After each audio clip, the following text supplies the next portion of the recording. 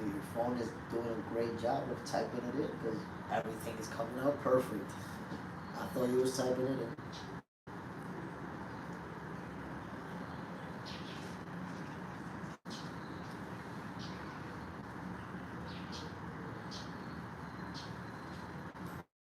We talking about the Jake Paul Anthony Joshua fight, so maybe later on you could give me your feedback or your thoughts.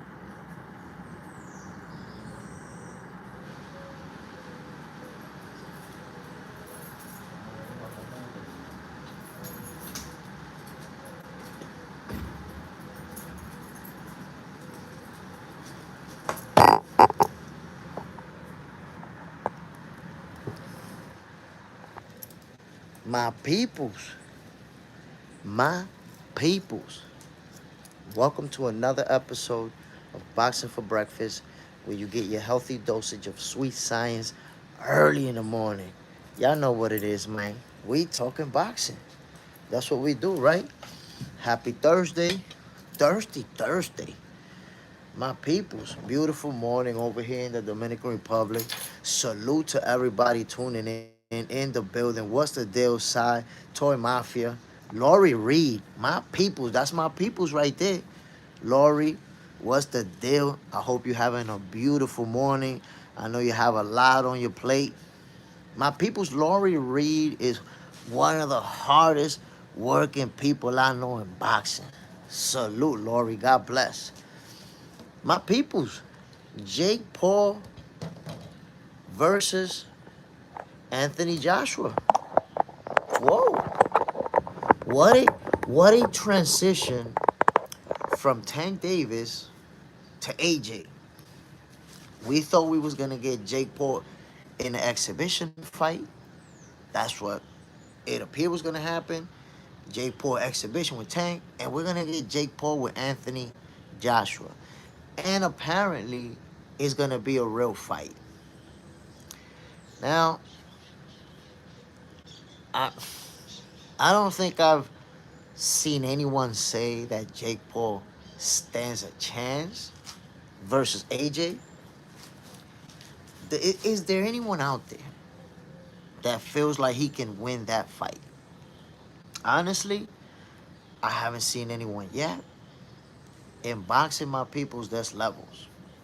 AJ is a fighter who has that pedigree, an Olympic gold medalist, a two-time heavyweight champion of the world, accomplished at all levels, fought at the highest levels. And Jake Paul,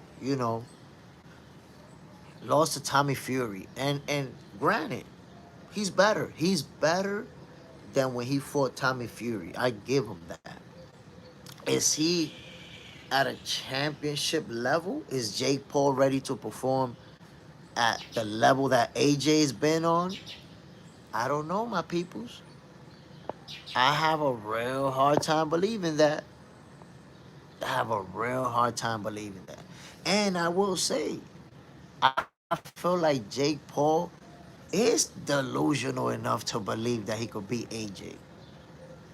I believe it. And that's going to be his downfall. If they do fight, it is a real fight. Going into that fight thinking he can win is going to get him knocked out. Side, losing to Tommy Fury is crazy. Like, imagine that from losing to Tommy Fury to facing Anthony Joshua. That is insane. But Jake Paul's with the smoke. And I'm gonna say something that I want people to consider. I respect Jake Paul for taking this fight. I'm gonna give him credit. Like, even if he goes to sleep early, he could get knocked out. And I'm still gonna respect him for taking this fight. Cause like, what? You're gonna fight a former heavyweight champion of the world, not somebody who's in their 50s, not somebody who's just done. You're gonna fight somebody that can and will sleep you. So, you gotta give Jake Paul, for everybody to say he's not a real boxer, he's not fighting anybody, he's going big. From losing to Tommy Fury, I would have expected that the next professional boxer he fights, maybe somebody with a record of 10-1, 10-2. AJ? That's who you decided to fight next? Side, if he catches AJ, don't say that. Don't play like that, Side. If Jake Paul catches AJ with something crazy, and this is a hypothetical because I just don't see this happening, but you know what they say, anything can happen in boxing, right? if AJ gets caught with some crazy type haymaker and he goes to sleep, yo, Jake Paul will turn the world upside down over a win like that. He will just, everything will go crazy. AJ ain't got the best chin. I don't know. I don't know. I think that he does have a good chin. He just taking some real big shots, and in the heavyweight division, that can happen. But I think he does. I seen him eat some monster shots and keep it moving. So, but I think that the gap in skills is so big that I don't see Jake Paul landing that haymaker. I don't see it one bit. I see him getting outclassed and just beat up. He's getting beat up. He's gonna take a beating. Cause Tommy Fury beat him, but he had his moments too in that fight. In this one, Jake Paul's getting beat up. That's the only way that I see this thing playing out. So salute to Jake Paul for taking a real fight. And let me just say this. For anybody that is even thinking about floating the idea of AJ taking a dive or anything like that, my peoples, AJ is a wealthy guy. AJ, if he wanted to, he could retire from boxing, never lace on a pair of gloves in his life. And he got money to never work again. So when you have a former champion of the world, heavyweight champion of the world, who has a lot of money, who doesn't need it, who doesn't need a fight, a proud champion like AJ, I don't see him coming back and trying to get slapped for a payday. He don't need it. He don't need it. Wealthy. AJ is wealthy. Don't need it. So when you talk about this fight for AJ, I promise you, his approach is gonna be, I ain't gonna be losing to no YouTuber. I'm gonna show him a lesson. I'm gonna beat his ass up. That's gonna be AJ's approach. Beating him up. And for anybody that thinks that Jake Paul has even a remote chance, even remote, I want to tell you a quick story. And I'll tell you this story in 2 minutes. When I was an amateur boxer, I trained in Gleason's gym, right? And I had the opportunity to spar with Agapito Sanchez, former world champion Agapito Sanchez. He actually fought Manny Pacquiao to a draw when Manny Pacquiao was in his 20s, absolutely pulverizing everybody. Agapito Sanchez went to a draw with him, went at it. And I seen Agapito Sanchez sparring with Zab Judah when Zab was like maybe like 15-0, 16-0, and they was giving each other good work. That tells you the type of fighter that Agapito Sanchez was. Well, my trainer Maximo knew him. My trainer, right, the guy who trained me in Gleason's. So when I was preparing for the Golden Gloves, Maximo went to him and said, "Yo, can you give Jay a few rounds? Can you help him out?" And he was like, "Yeah, no doubt." Now think about it. I'm an amateur boxer, novice class, not even open class, novice. And I'm there with a world caliber type fighter. The first round, he only used the jab. Nothing else. He letting me go off. He only using the jab, pop, pop, and moving. But I can't catch him. He's too fast for me.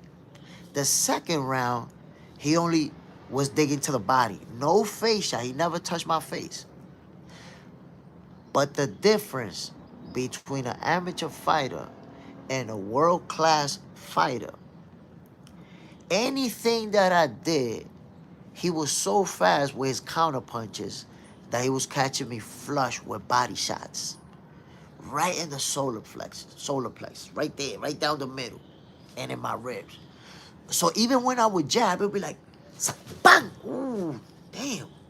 I try the combination on him. Bang! Anything I do, he would catch me with those shots. And how that ended up, we were supposed to do 4 rounds, right?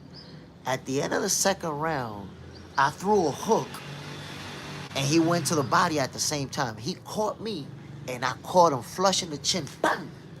Only good shot that I landed. But I caught him pretty good. And he just smiled at me. And right after that, he just went in, bang, bang, gave me 2 to the body. Hard. This time it was real hard. Bang, bang.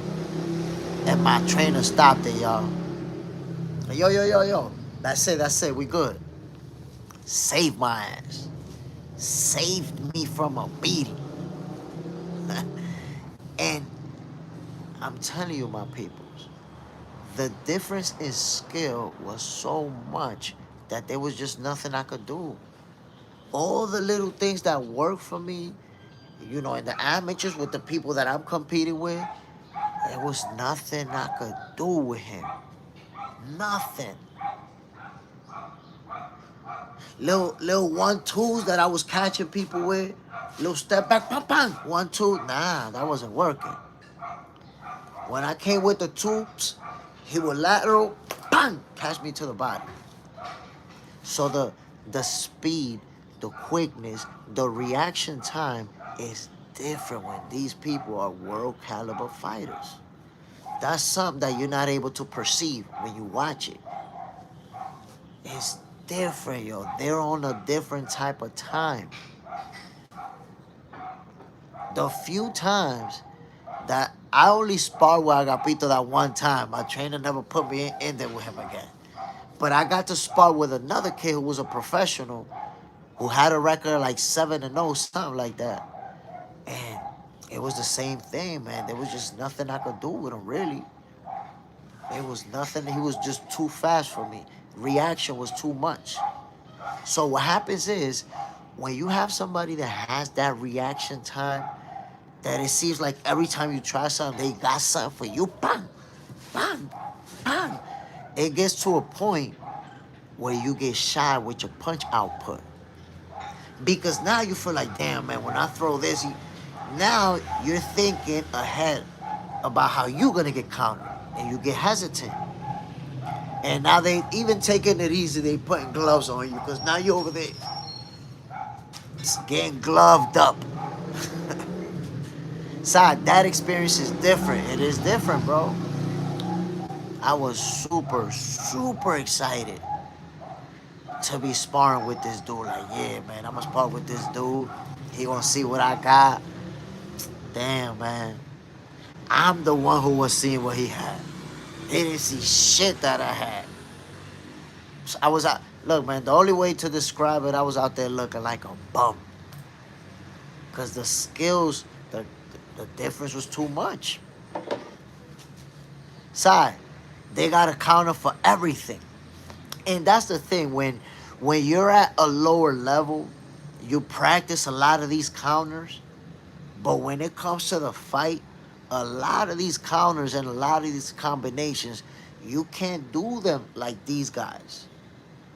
So people see on TV how a fighter could, that quick step back, boom, boom, boom, and come back with a combination. Guess what? When I used to do the step back, one punch, that's it.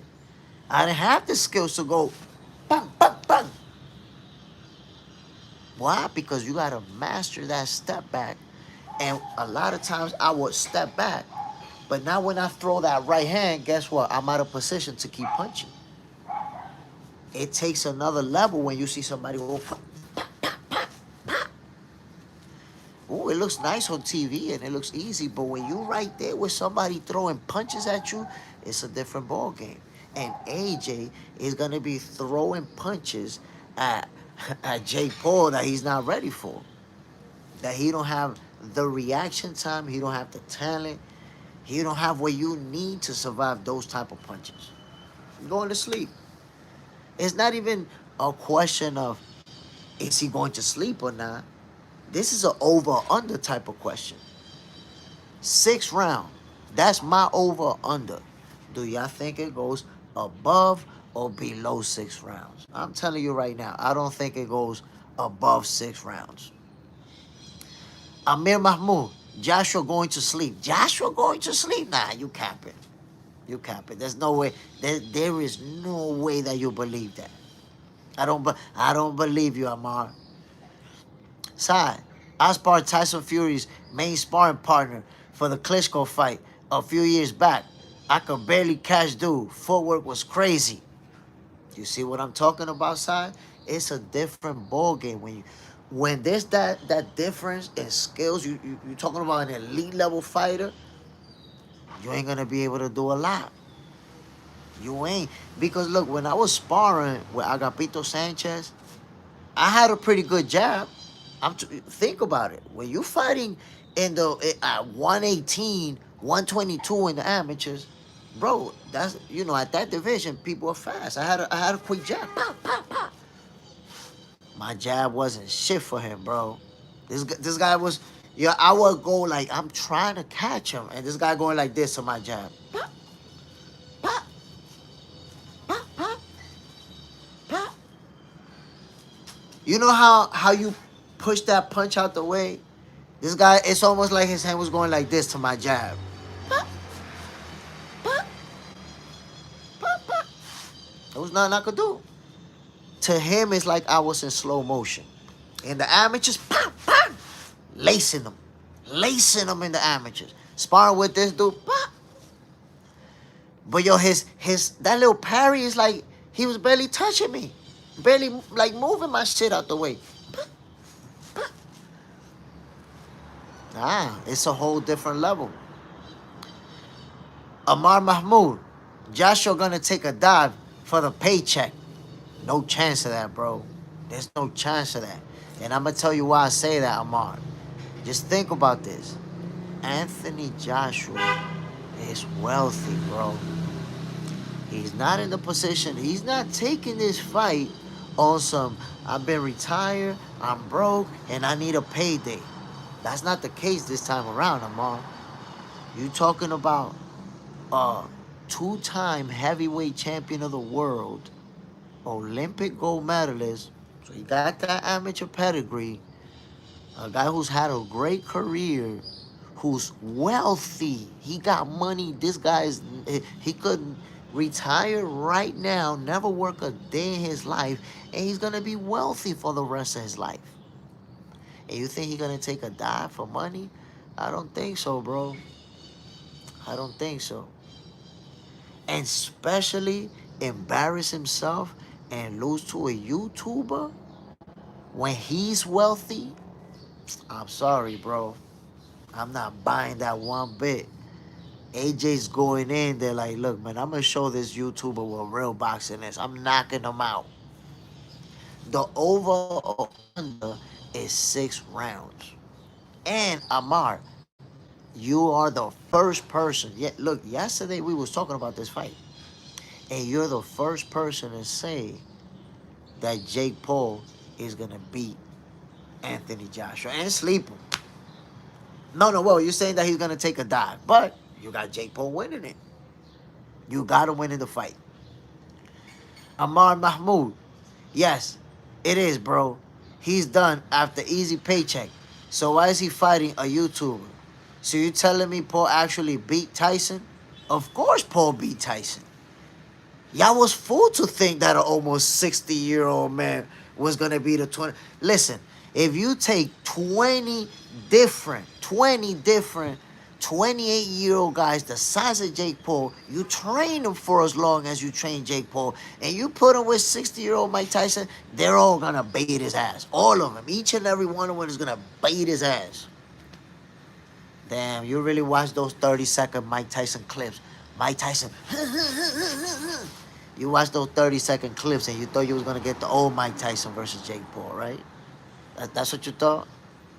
Show me a 60-year-old boxer. Show me one 60-year-old boxer that you've seen looking impressive versus a 20-something-year-old that's a lot bigger than him. Just show me one. One example in the history that you can find. Google that shit. Chat GPT it. I don't care. Find one.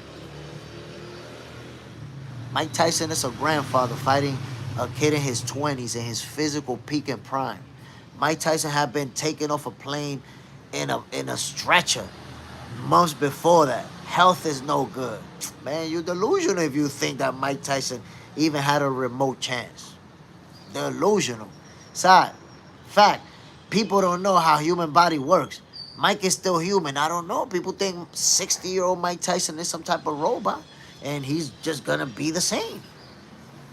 During the entire lead up to that fight, I told people Jake Paul is going to whoop his ass. And in fact, not only did Jake Paul whoop his ass, he let off on him. You guys know at the end, Jake Paul could have knocked him out brutally. But guess what? If Jake Paul would have knocked Mike Tyson out that night, he was going to have a hard time leaving that arena. Him and his team. There was going to be some problems. I guarantee you there was going to be some problems. If Jake would have knocked out Mike, there would have been some problems in there. Him and his team was going to face some adversity. I'm telling you. Laurie Reed, quick money grab. He even made extra money to wear that thong.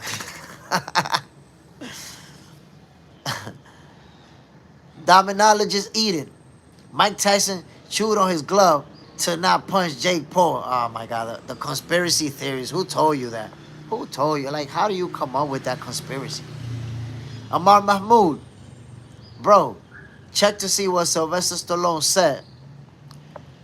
Oh my God, what Sylvester Stallone said. Bro, Sylvester Stallone don't know shit about boxing.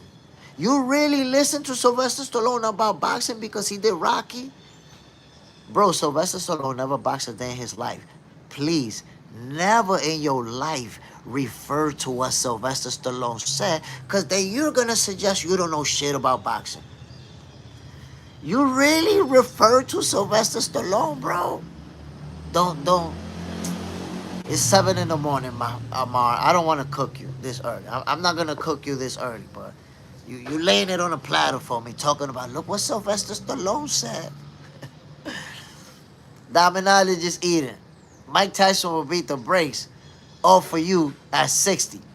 Jake Paul is garbage. All right, that's your opinion. Sorry, these guys living in fantasy land, fantasy fans. What can I tell you? What can I tell you? I just want to say, Dominologist Eden, just tell me one 60-year-old, 50-year-old fighter that you've seen beat up a 20-something-year-old who's a lot bigger than him. Just give me one example. Because you don't understand that Mike Tyson is an old man. And you're talking like you got Mike Tyson Kizak in your mouth. He an old man. He was a great fighter, but he an old man. Mike Tyson don't have the physical to beat somebody in their 20s that's a lot bigger and stronger than him. Amar, nah, bro. He's close to Tyson. Come on, bro. Come on. Come on. Amar, I'm not going to cook you. It's early. But you refer to Sylvester Stallone. Trust me, it will be super easy. You say, oh, look what Sylvester Stallone said. Nah, don't do that. Don't do that. Sylvester Stallone don't know shit about boxing. Literally don't know shit about boxing. Everybody in here knows as much as Sylvester Stallone. Some know more. You can't do that. But I will say this. If your prediction, right, is that Jake Paul's going to win and that AJ's going to take a dive, I hope that the day after the fight, you tune in to Boxing for Breakfast and you holler at me. You see? That day, I will allow you to cook yourself. Put the frying pan. Just go ahead and get in it. Go ahead and get in the frying pan. Since you said AJ was going to take a dive, do you, buddy? Let me just light the stove, put the butter in it, and let you dive in. Because you're going with the he's going to take a dive for a check. Well, you don't understand why they call me Jay Stradamus. But you're going to find out. You heard Amar? You're going to find out why they call me Jay Stradamus. When Jake Paul go to sleep. My over and under, by the way, is round number 6. Over under round number 6. Jose Cole, who you got? I mean, it's obvious. Anthony Joshua. Anthony Joshua's gonna sleep him. Brutally.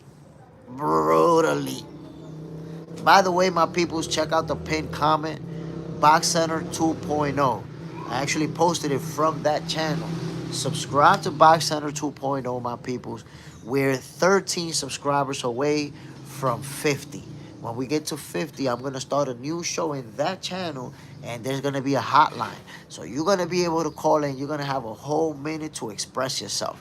Whatever it is, whether you want to give a fighter their flowers, whether you want to trash talk, whether you want to say that the last caller don't know shit about boxing, or you want to argue with me, whatever it is, just think about it like this. I had to do a whole other channel because I don't know if YouTube is going to just block me or, you know what I'm saying, cancel the whole channel. So I didn't want to lose this one. So I was like, let me make a whole new channel for that because we're going to be cursing each other out and everything. So subscribe to Box Center 2.0, my peoples. We are almost at 50. Shit is going to be lit over there. Jose Cole, is it an exhibition? I've been told that it's not an exhibition, that it is going to be a real fight.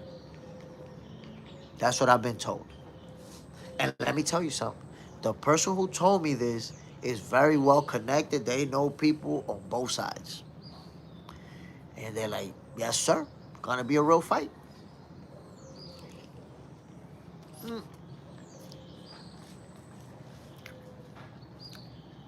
So, do I believe that AJ, a guy who's wealthy, who has money that he can retire, is gonna take a dive versus Jake Paul for a paycheck? Not a chance. Not a chance. If you told me that AJ retired 5 years ago and he's broke and he need money, then I would say, okay, I don't know if this is real. Because he hurting for money right now. But AJ not hurting for money, my people. So I'm pretty sure no one would dare say that.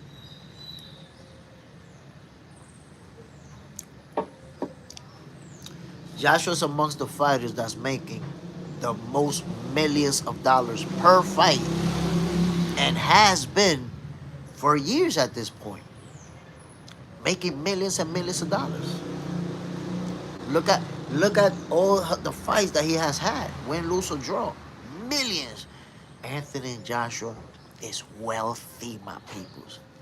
He don't need it. He not broke.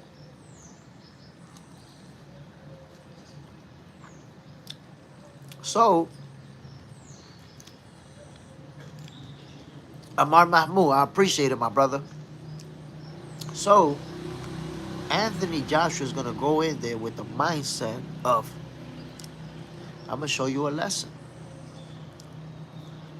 I'm going to show you what real boxing is about. Because I'm telling you, there are levels. And even Tank Davis, by the way, I told people, Tank Davis was going to beat up Jake Paul. I told people this. Tank Davis was going to beat him up. If they was going to fight for real, the people that kept saying, no, because Jake Paul's so big and he's too big, Tank was going to beat him up. Why?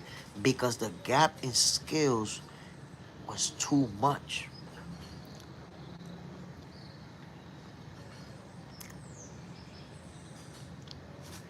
Amar Mahmoud, bro, reason I say Jake is because AJ doesn't take much advantage of his height, bro. Seems to dip down to his opponent.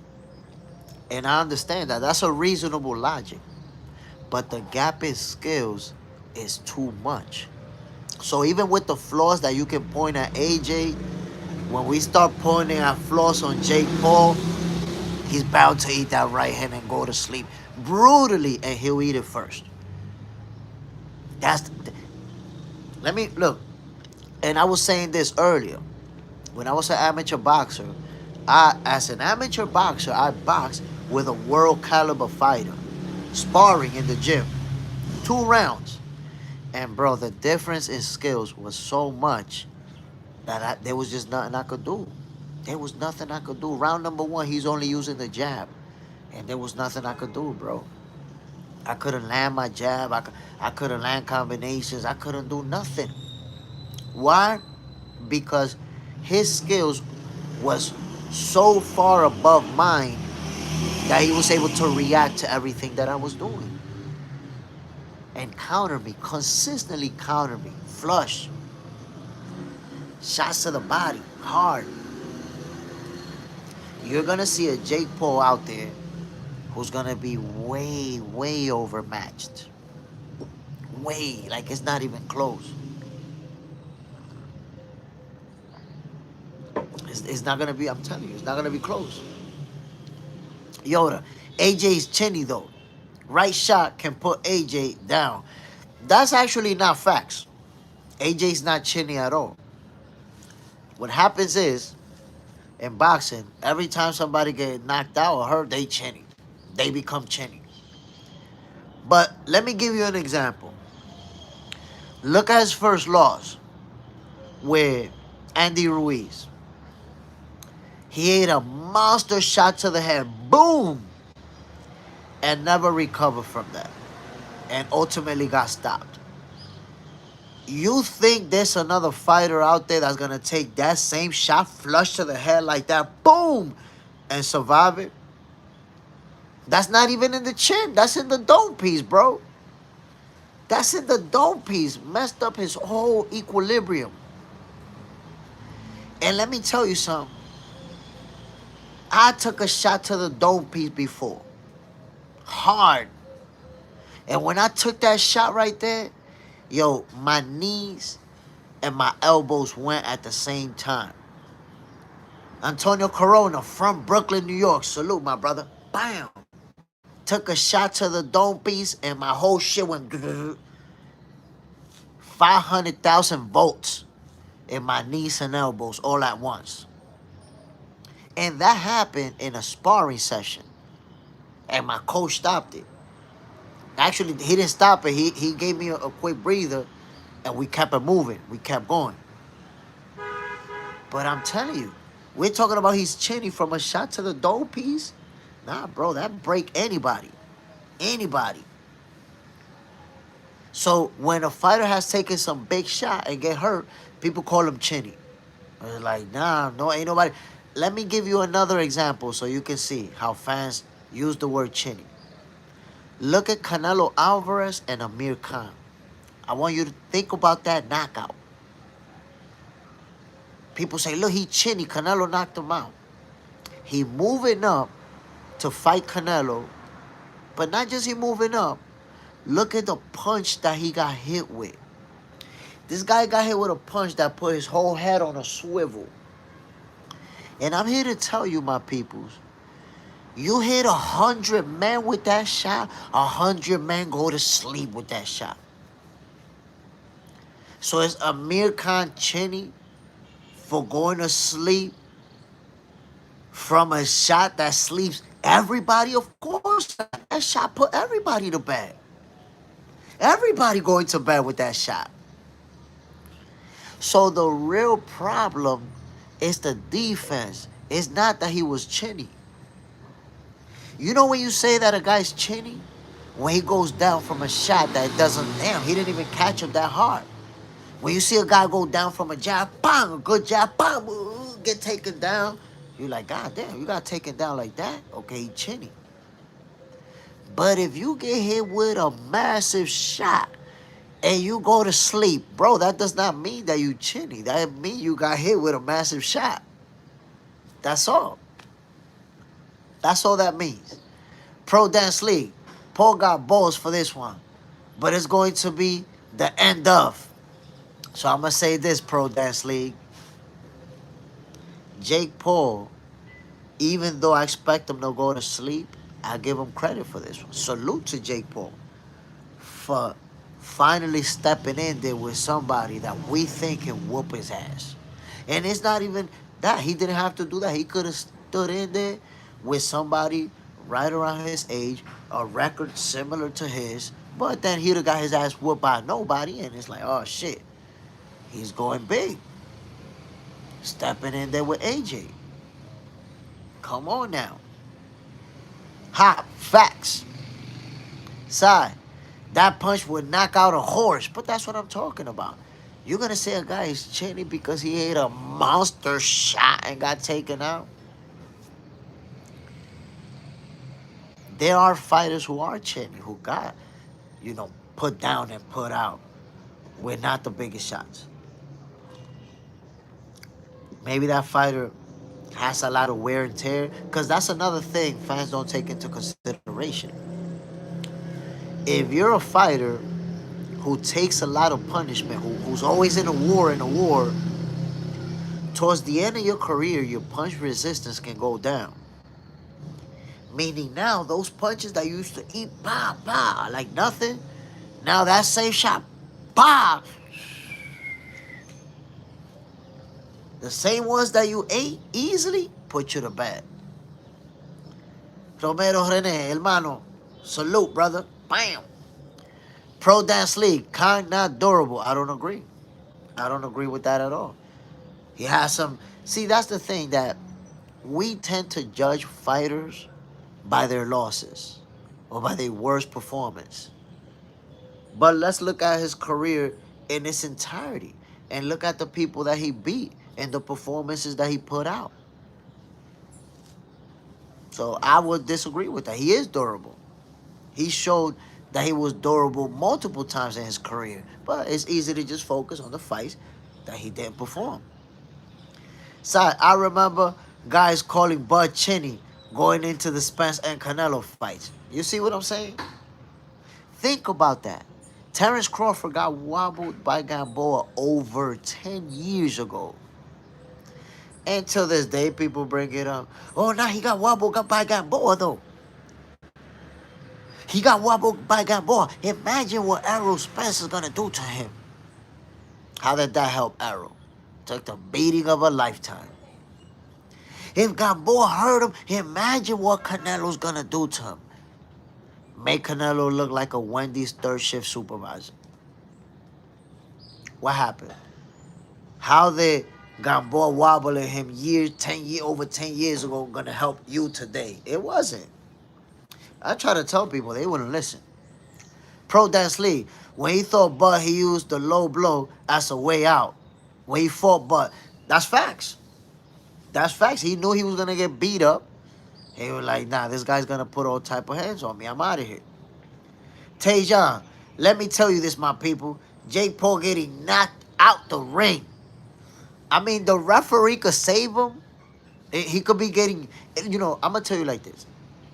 If he goes into survival mode, he not getting knocked out clean.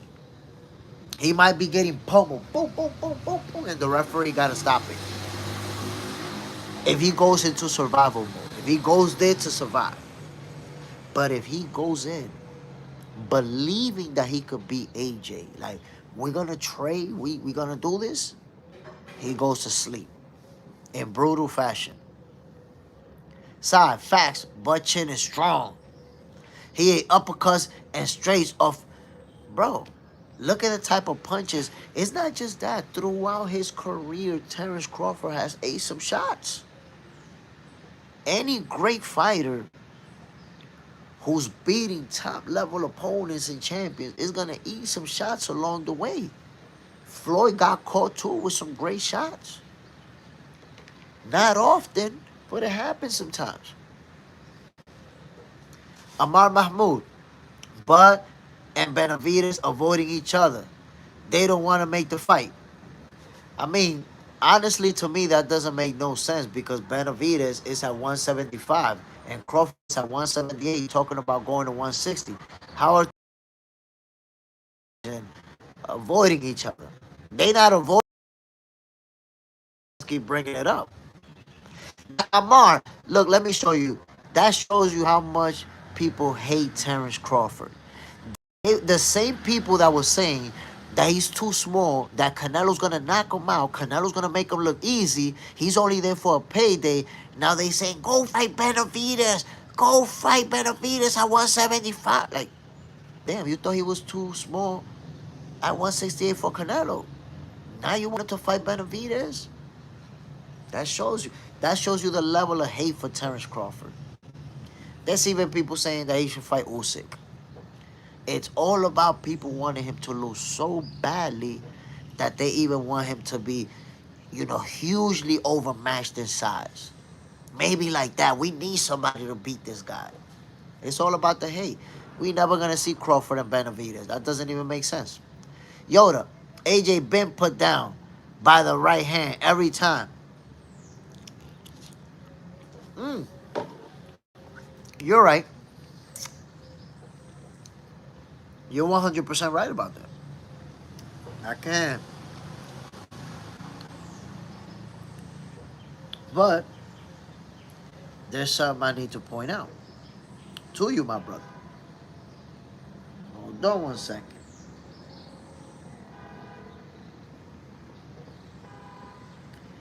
I want to show you something. So look, I pulled up AJ's box rack. I'm looking at AJ's box rack right now. He got 4 losses and 2 by stoppages. Watch this. So AJ's losses. His most recent one to Daniel Dubois, world champion. Claymore Rain, my guy, salute. Bam. So Claymore, people are saying that AJ, he's been put down and he's lost so he could lose to Jake Paul. So I'm just pointing at his losses, right? Daniel Dubois, world champion. Alexander Usyk, twice, undisputed world champion in multiple divisions. And, of course, Andy Ruiz, former world champion. AJ's been beat by 3 people. Andy Ruiz, Alexander Usyk, and Daniel Dubois. Those are the 3 that beat AJ. Do you think Jake Paul can mess with any of those guys? Just let me know what you think about that. Right? Because you've been pointing out AJ's losses. But if you want to point out at his losses, he lost to 3 world champions. One of them undisputed and one of the best of this generation in Alexander Usyk. Can Jake Paul mess with any of those guys?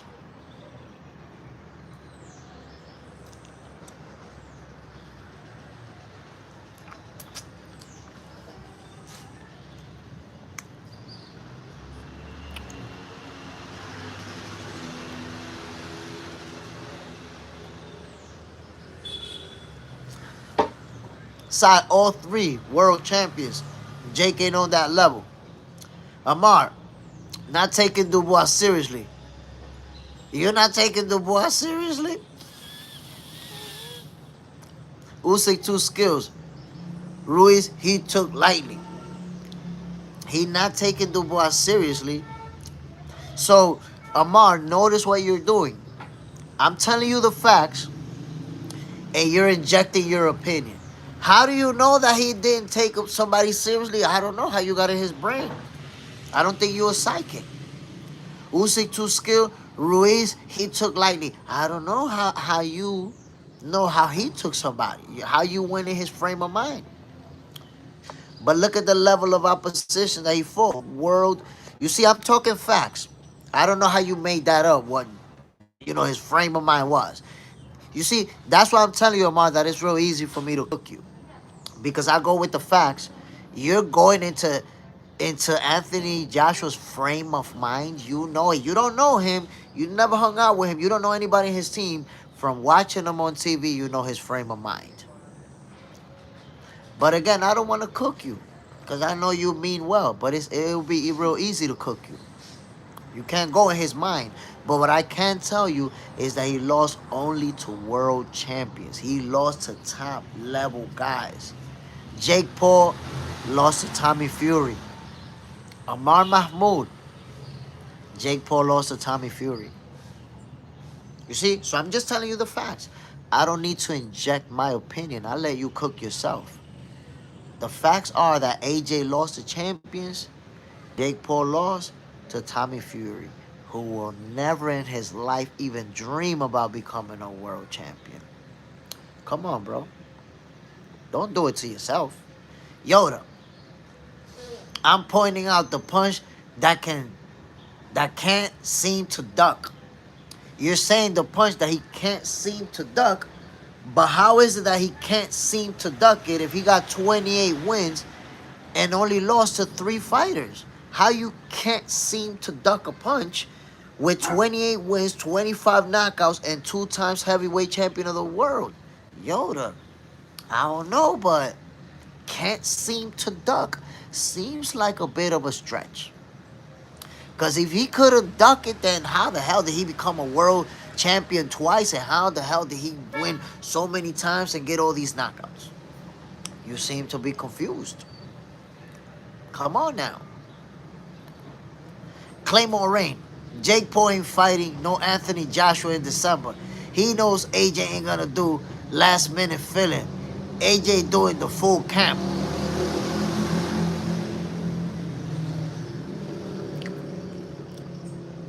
This is a publicity stunt.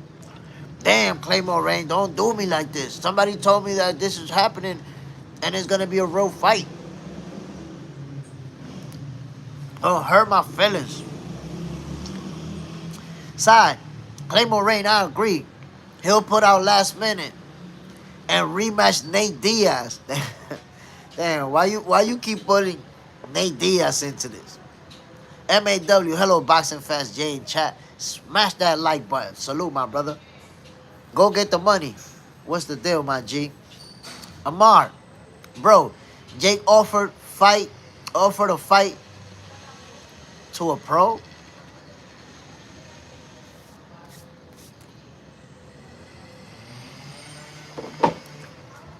I'm not gonna make stuff up in my head about how I think a guy feels and why I think a guy did it. That's the thing, Amar. You dive into conspiracy. You put the whole puzzle together based on what you've seen on TV and social media. It doesn't work that way. Now, I hope this fight, Claymore Rain, honestly, based on what I heard, I thought this fight was going to happen. You're breaking my heart over here, bro. Breaking my heart. Matter of fact, I'm going to cling on to hope until they say otherwise. I'm clinging on to it. Claymore Rain, I'll believe it when I see it. I think he's going to say, look, I tried to make the fight happen and AJ ain't want it. I'm telling you, I'm going to cling on to hope until the last minute. When they say it ain't happening, that's when I'm going to be like, damn, it ain't happening. We finally thought Jake was going to sleep. Side, Jake is great at fooling the public. You know what? I said it before. When it comes to social media and making moves to grab the attention and to keep growing his fan base and his status and all that, Jake Paul has done a great job. Jake Paul has turned out to be one of the best businessmen in boxing. Not a great boxer, great businessman for sure. My peoples, remember to subscribe to Box Center 2.0. Check out the comment. It's pinned from that channel. We're almost at 50 subscribers. When we get there, we're going to start the new show. And trust me, the new show is going to be at nighttime. I had to start a whole new channel because I don't know if YouTube is going to block me for doing that show. So I don't want to lose this channel. That's going to be for that. Let's see if they let us rock. Subscribe to Box Center 2.0, my peoples. Tay John, can we talk about Virgil, why his team is ducking so hard? I'm disappointed in Virgil. And I'm going to tell you something. If you follow me long enough, then you know that Virgil's one of my guys.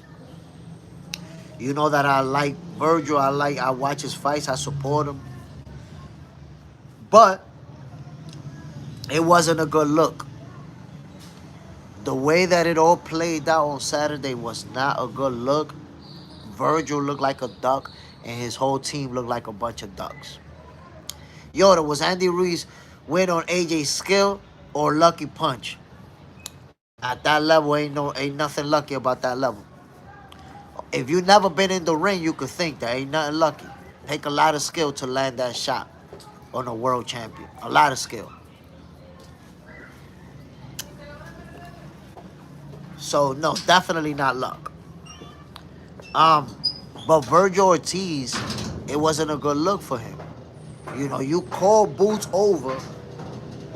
Boots is right there in your face, looking like Debo, like he Deboing you out there. You're looking like you get ready to get your bike took on the spot.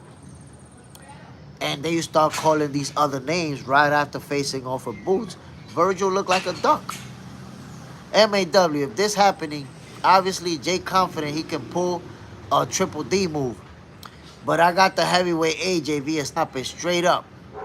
If Jake wins, nobody can say nothing but praise. Oh no, that's a fact. If the fight happens and Jake Paul wins, that's it. That's it. But I don't see it. I don't give him a chance. Romero Rene, we will follow you wherever you go, hermano. You're the truth. You're the realest. Oh, appreciate that, man. Appreciate the compliment, my brother. Claymore Rain, Virgil just said he trying to make Ennis next. Ah, but let me say something, Claymore Rain, and why I feel like he a duck. Let's follow the way the whole thing played out, right?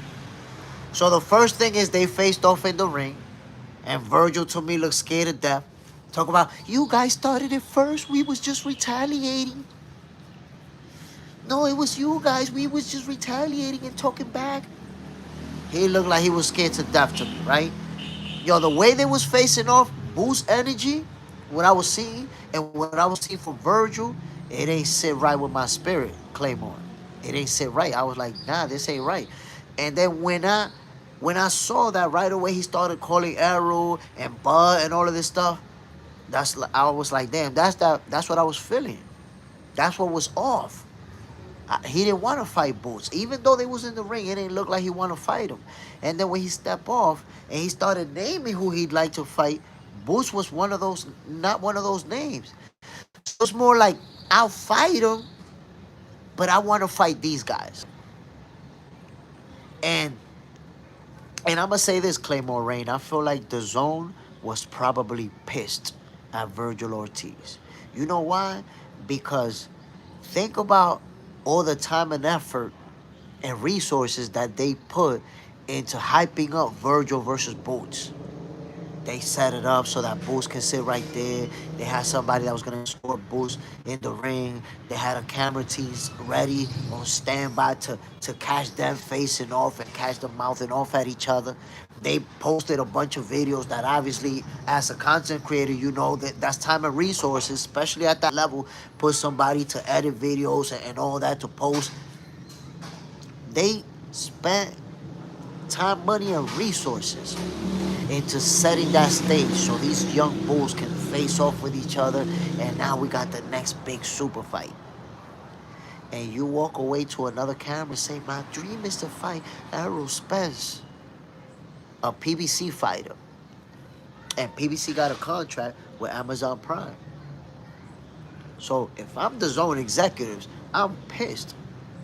But what was reported by the dude that we reported boxing, I can't remember his name. He reported that the Zone shut the door on the Errol Spence fight, and that they're applying pressure for him to fight Boots. So if he's saying I want to fight Boots next, after they apply that pressure, well, to me, he's only saying what he really got to say.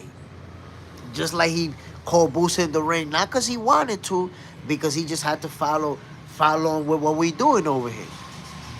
But it ain't look like he wanted to be in the ring with Boots, bro. Side called Boots over to duck. Yoda, he threw the punch with his eyes closed. You don't know what you're talking about. Taejon, Claymore keeps saying a bunch of different shit. Claymore, they keep saying a bunch of different shit. Side, Virgil's team and Oscar ain't fooling nobody. We know they don't want that fight. It's funny because you're already hearing people, fans, saying no because Robert Garcia said that Boots already got another opponent. And I'm like, wait a minute. Boots ain't say he got another opponent. Eddie ain't say he got another opponent. Nobody in Boots' team say he got another opponent. But Robert Garcia said Boots got another opponent. And that's why they're not fighting him. What are we talking about? Goofballery. Side, Virgil was like, yo, he looked goofy as hell in the ring, man. Goofy as hell.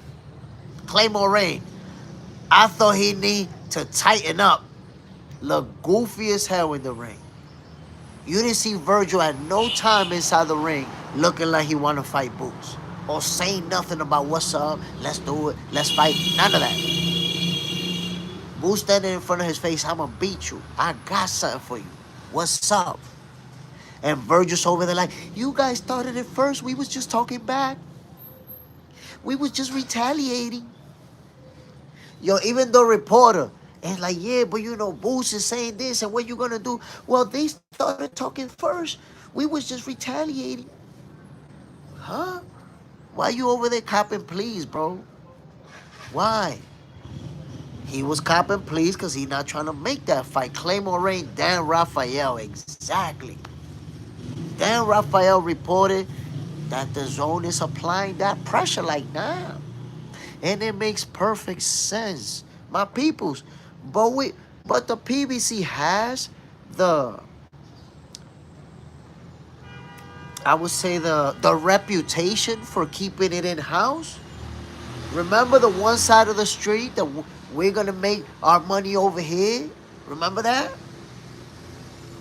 There's people that made argument in favor of the PBC. Like, yo, but why would they go fight with them over there when they could just do it in-house? Why would the zone want Virgil Ortiz to fight a PBC fighter when he can fight Boots, who's also on the zone, and it's a better fight? Because we all know Boots versus Virgil is a way better fight than Virgil versus 2 years of inactivity Errol Spence making his debut at 154. I don't want to hear that shit. Taejon J. Smith, do you think Boots versus Virgil would be better as a unification fight? I think that fight will be better next. Next. I don't want to hear that. Because when we say it would be better as a unification fight, all we're saying is, oh, well, we could marinate it some more. You know why we don't need to marinate it some more? Because we was asking for that fight since the welterweight division. We've been asking for that fight for what, at this point, 3-4 years? So I don't even want to hear that shit. It's a big fight regardless. The best time to have this fight is next. Especially, they're both coming off of a brutal knockout. They faced off in the ring. Next is the best time to have that fight. Side, I'm still shocked Virgil ain't got a belt yet. This fight realistically should be a unification. Like I said, right now, neither one of them is a world champion at 154. I don't want to hear no narrative that says, well, we should wait a little bit longer because, you know, they don't... Nah. I don't want to hear that. I don't want to hear that. You called them in the ring. You said, what's up? He said, what's up? Now what? Now we're going to find a legitimate excuse to duck? Is that what y'all telling me?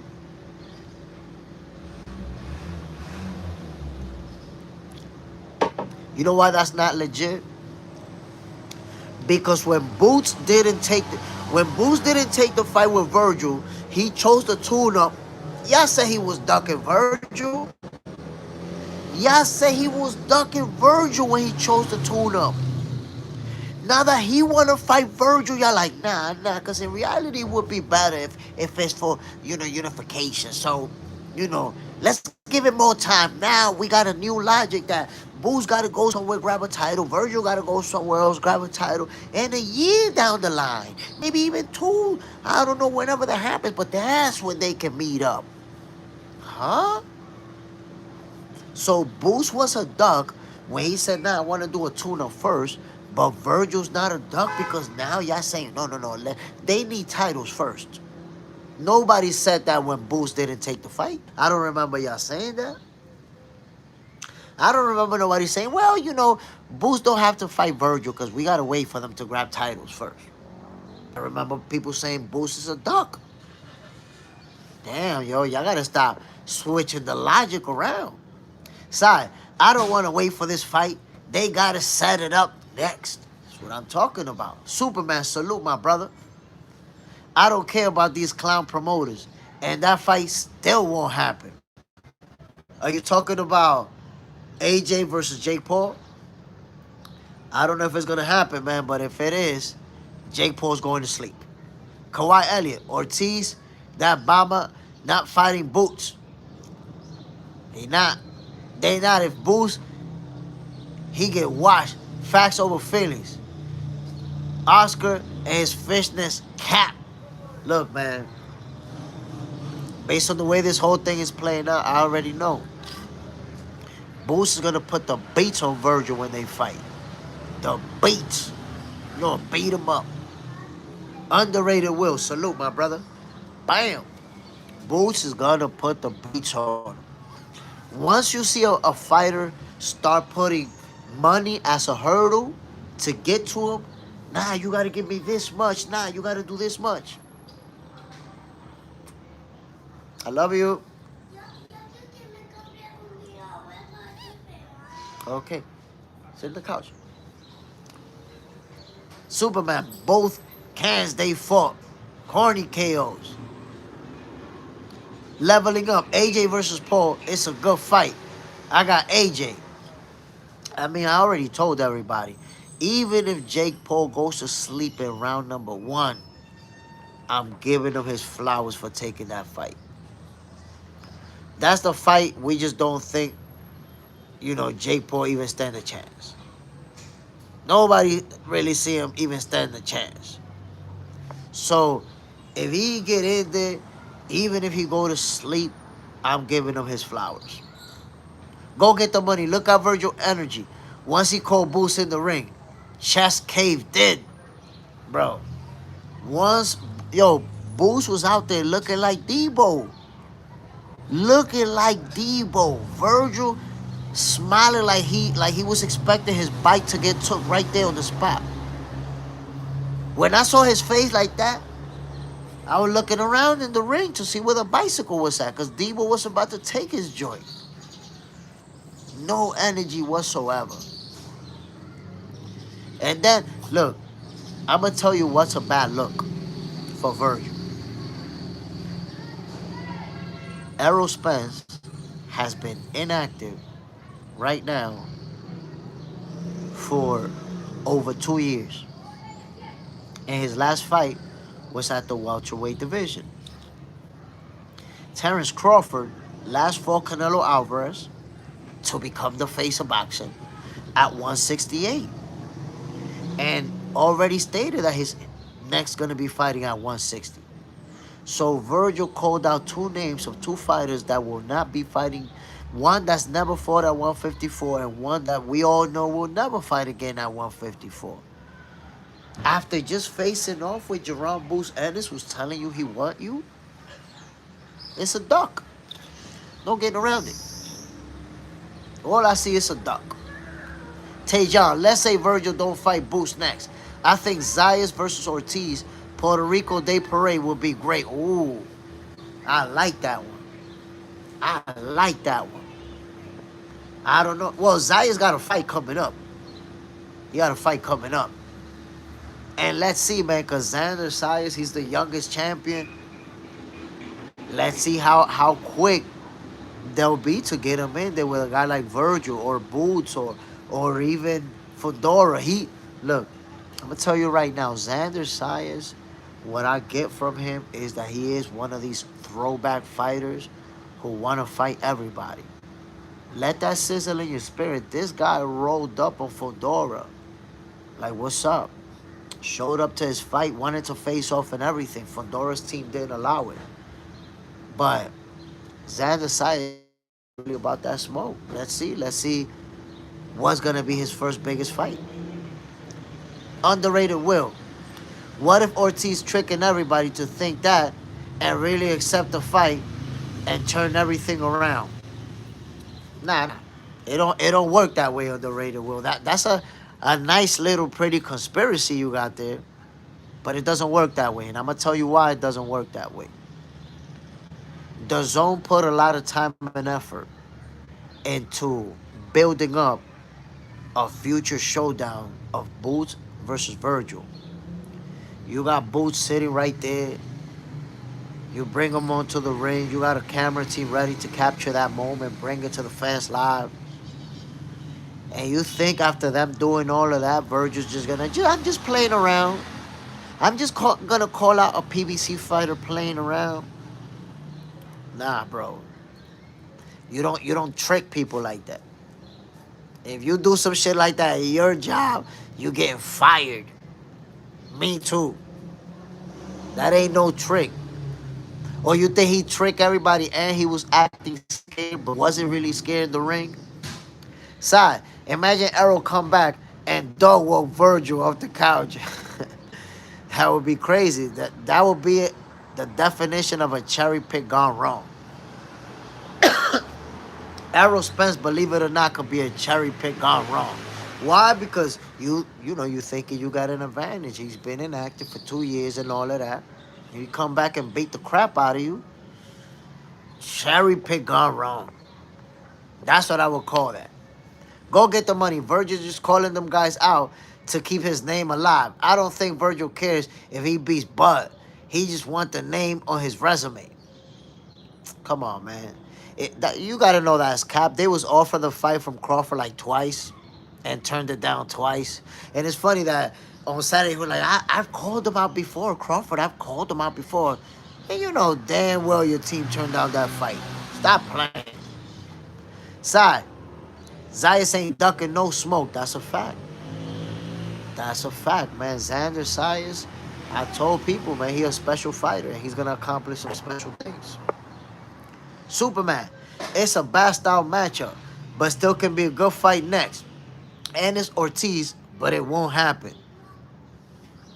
Virgil and his team, it looks to me like they're going to put every obstacle to not let that fight happen.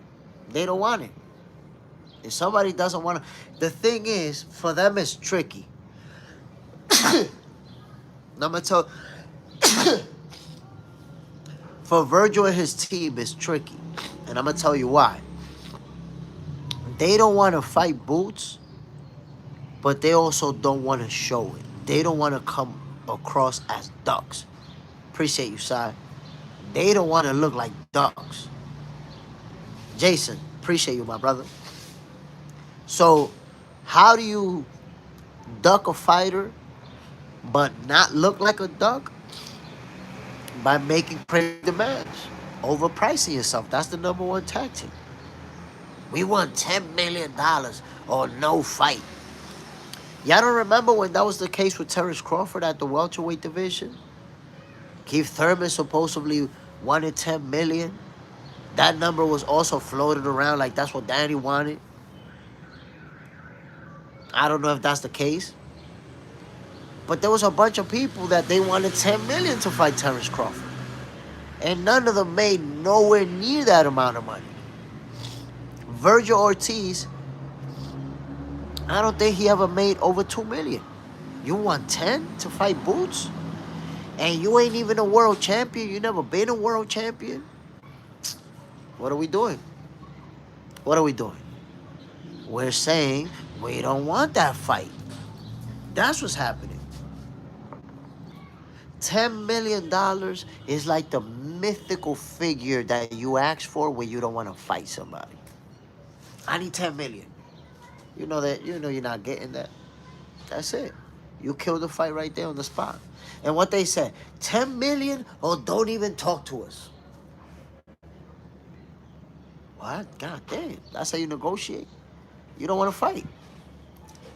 You already put a border up to make sure that you can block the fight by doing that.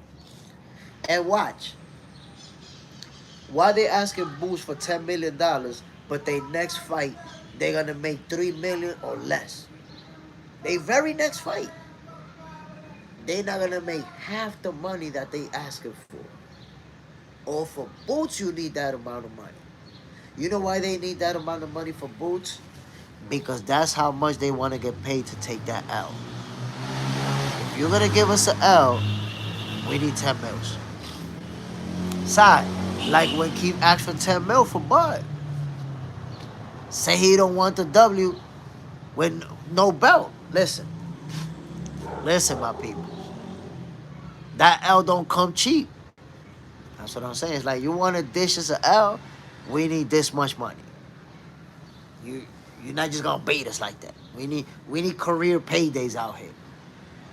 But what happens when a fighter put that hurdle in front of them? When the team put that money hurdle, like no, it take this much or we can't fight. What happened when they finally meet? They get their ass whooped. That's what happened. Get your ass whooped. So you can delay the action with Boots. You can delay the smoke. But I know how that's gonna play out when they fight. I know how it's gonna play out when they fight. And Virgil team know how it's gonna play out when they fight. De La Hoya know how it's gonna play out when they fight.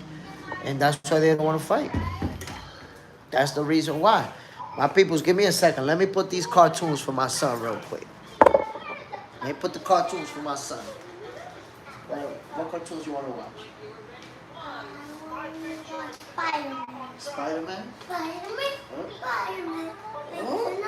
Spider-Man. Mira cómo puede hacer Spider-Man. Spider-Man. Spider-Man.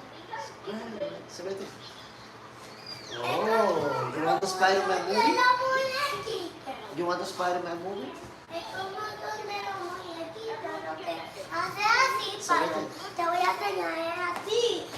Hey Alexa, please show me Spider-Man cartoons on YouTube. Giving that to YouTube. Stop! Hey, Mrs. Hill, on the morning of this morning, you didn't hear me something, did you? Ese no. Lo que son de colores. Ese. That one? What is that? There you go. Wow, y esa guitarra. Let me take out the commercials. No shorts today, Jay. Jay Smith, y'all don't have DST and DR? DST, I don't even know what DST stands for, bro.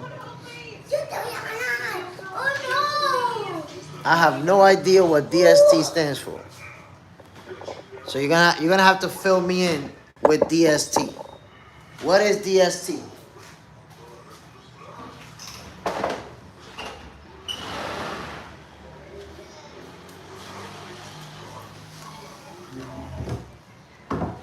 My peoples, we made all of these predictions, and I see that there are those. Oh, daylight savings. Daylight savings? So yes, so here in DR the time doesn't change. So when it changes, for example in New York, then we get to be an hour ahead or an hour behind, some shit like that. So right now for me it's still 7:55 in the morning. That's not gonna change. Still the same time. Yes, sir. It's 7:55 in the morning on my end. My peoples. For those of you who say that Jake Paul is gonna win the fight, you say that Anthony Joshua's gonna take a dive, or that he's chinny. I look forward to seeing you. If the fight actually happens, I look forward to seeing you on the day after the fight, after Jake Paul goes to sleep. Superman, I was like, why J on at 5:30? Ah, that's why. You see, the time changed for you, not for me, my G. Still on the same time. So, does Jake Paul got a chance? Does anybody believe? And look, I'm gonna say something. Jake Paul's a strong kid, and he has the power to hurt somebody. He has the power that if he catches AJ flush with that right hand, he could really hurt him and even knock him out. But I say the difference in skills is too much. I don't see how Jake Paul is going to be able to overcome, Anthony Joshua's skills, experience. I don't see it. Jake Paul's a big dude himself, so he's not going to be small in front of AJ. He's a big guy. But I'm talking about skills, my peoples. How is AJ, how do you go from losing to Tommy Fury to being able to beat Anthony Joshua? And I told you, my peoples, AJ, he not going to take a dive. Forget about that. Ain't no dive going to be going on. AJ's wealthy. This guy could retire, never box a day in his life, never work a day in his life. And his money's not going to run out. AJ's been one of the fighters who's made the most millions of dollars per fight for years at this point. So, he don't need to take a dive for a check. And you're talking about a former world champion, a two-time heavyweight champion of the world. He's going to take a dive to a YouTuber, to a guy who's not respected in boxing. He's going to take a dive. And I mean not respected in boxing as a fighter. Because Jake Paul's MVP promotion is legit and is doing big things in women's boxing. But him as a boxer, people still don't take him serious.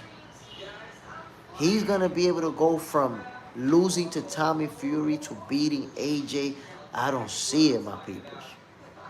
MAW, Jake has a puncher's chance. Jake shooting for the stars, but might come crashing back down to earth. We'll see. Man, listen, he ain't going to be shooting for the stars, but he's going to be seeing stars. Tay John, what do you think about Norman versus Haney? Man, that's a great fight. I like that matchup. We're going to have the boxer against the puncher. But Brian Norman Jr. is a puncher, but he can box. He's a boxer-puncher. I haven't been able to make a prediction because it's just tough. It's just tough. I'm going to predict an outcome. But right now, I can just tell you, Haney's looking real strong. He's looking real sharp, at that weight. From what I've seen in the training camp videos, Brian Norman Jr., we know what he brings to the table. And it's going to be about, can Devin Haney box him for 12 rounds and avoid that shot? That could change everything. Because if he get hurt early, like he did versus Ryan Garcia, Brian Norman Jr. will put him away. But we can't disrespect what Devin Haney brings to the table and what he can do. So I haven't been able to make a prediction yet, but I'm expecting a competitive fight. Side, pure boxer versus pure puncher. Oscar Campos, it's script reminder. Tajon, Haney looked horrible his last fight, though. I disagree with you, my brother. I disagree with you on that, Tajon. I would say it wasn't fun to watch, maybe. It wasn't a spectacular performance. But I'm going to tell you why he didn't look horrible and why that was the fight to make. Think about what happened to him versus Ryan Garcia, right? He took a nasty beating in that fight. Took a lot of hard shots to the head, right? Jose Ramirez was his next fight. So is it really wise to get into a fight where you're going to take a lot of punches to the head once again, back to back? That's not a good idea, bro. You don't want to end up punch drunk. So he fought the type of fight that was a smart fight, taking into account where he just came from. And he made it look easy, bro. You can't look horrible if you made it look easy. He actually looked great. He looked horrible from an entertainment perspective, from an entertaining point of view. You could say that was horrible because it wasn't fun. But if you look at the amount of punches that he took versus the ones that he gave, he was spectacular. He did exactly what you're supposed to do if you're trying not to take punishment, not to take damage. And he didn't take damage. He didn't take a lot of hard shots. And he didn't take anything big. So I gotta contradict you. He didn't look horrible. For what he was trying to accomplish, he looked great. Went into that fight trying not to get hit, looking to not get hit, and accomplished it. Tajon, I disagree. I think Haney looks scared out there. But look what you're saying. You think he looks scared. But me and you, we know for a fact that we don't know his state of mind. We don't know how he was feeling. I didn't think he looked scared out there. You thought he did. But at the end of the day, neither one of us know. What we do know, Tajon, is that he went out there with a game plan and executed it near perfection. This guy barely got touched. Whether you think he was scared or not, he executed the game plan. Did not take punishment, did not take a lot of shots to the head. That was great. Not fun to watch maybe, but that was great for Devin Haney. As a fighter, let me put it to you like this, Tajon. I'm going to ask you now. Let me put you on the spot. If you could win a fight, if you could win, right, all of your fights, listen to what I'm telling you. If you could win all of your fights the way that Devin Haney beat Jose Ramirez, you got 30 professional fights.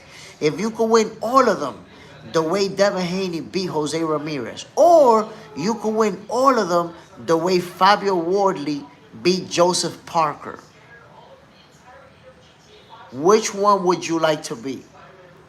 Would you like to be Devin Haney beating Jose Ramirez 30 times?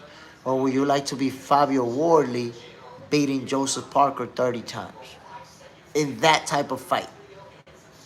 So while Devin Haney is moving, barely getting hit, in your fights you going to war, taking some nasty punches. How do you think your career plays out if you have those type of fights versus if you fight like Devin Haney fought Jose Ramirez? Side, he prolonged his career fighting like that. But he establishes some authority but hopefully he establishes some authority in the Norman Jr. fight. And that's where I'm going with it. Side, you prolong your career. Look at Floyd Mayweather. That's one thing he always spoke about, my faculties. Because he didn't take a lot of punishment. Tajon, Haney never looked like he did in his other fights, though. He looked timid. But it's like I told you. He didn't look timid to me. He looked like he had a game plan to not get hit. See, what you have to understand, in all his other fights, Tajon, he's not coming off of getting pummeled by Ryan Garcia. All his other fights, he's coming off of a win. And in most cases, he's coming off of a dominant win. Now he's coming off of getting pummeled, taking mad shots to the head, getting left with his face so swole, looking like a Ninja Turtle. He's coming off of a beating, bro. So now he's going into that fight like, we're not trying to take no punishment. We're not trying to take no punches to the head. We're not trying to end up punch drunk. We're not here to make you happy. We're here to win and make it look easy. And that's what he did. How is it horrible? when you're fighting with somebody who can't touch you. Like I said, fun, the fact that it was boring doesn't mean that he performed horribly. It just means that it wasn't fun to watch. But I guarantee you, everything that they practiced in the gym, they did it to perfection. Haney and his team, they walked out of there like, yo, we aced it. They aced it. They giving themselves an A plus for that performance. It wasn't, that performance wasn't about being explosive or trying to get a stoppage or trying. It was about winning and taking the least possible damage. And he did that. He was successful in doing that. Side, Taejon, I think he was just trying to make sure he got the W for the Ryan rematch. But Ryan lost to Rollins. That's the one thing. They were setting up. He won his fight. Ryan Garcia lost. And there you have it. But we're still going to end up getting Ryan Garcia versus Rollins. Believe it. We're going to get that fight. I mean, we might get that fight, but Ryan Garcia versus Devin Haney, that's going to happen. Devin Haney said it. You know, he wanted to fight Ryan next, and he didn't want him to lose, obviously, but they still got to see each other. That rematch is going to happen. And it's going to be an interesting rematch, an anticipated rematch, just because we know a controversy in the first fight. Wes Dusser, good morning, Jay Smith and chat. Salute, my brother. Bam. I did not start the show earlier today. Daylight savings. In Dominican Republic, the time don't change. So for me, it's the same time as it always is. But for you guys, it changed. So to you, it's going to feel like I'm doing the show earlier than I normally do it. I'm not, my people. Doing it at the same time. Side, I don't think he'll fight the same way now because he's the challenger against Norman. So the one thing about Devin Haney is that he's an elite level fighter and he's able to adjust.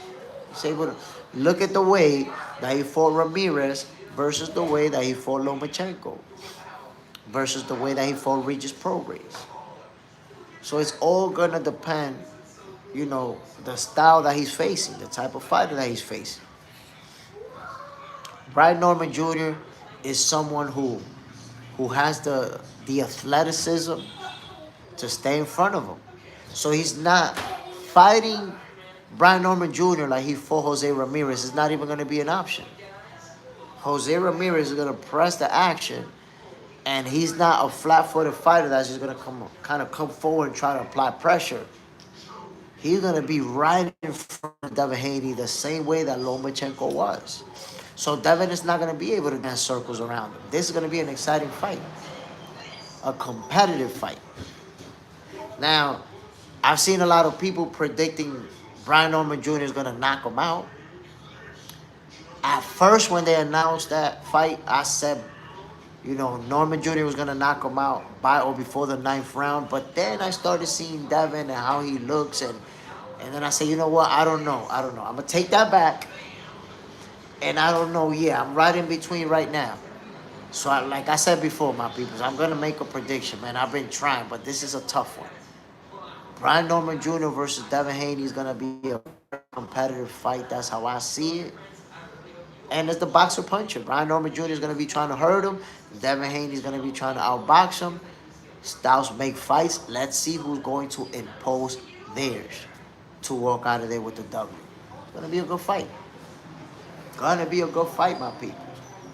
By the way, to those of you just tuning in, welcome to another episode of Boxing for Breakfast, where you get your healthy dosage of sweet science early in the morning. My peoples, check it out right there. It's pinned in the comments, Box Center 2.0. I actually put that comment from that channel.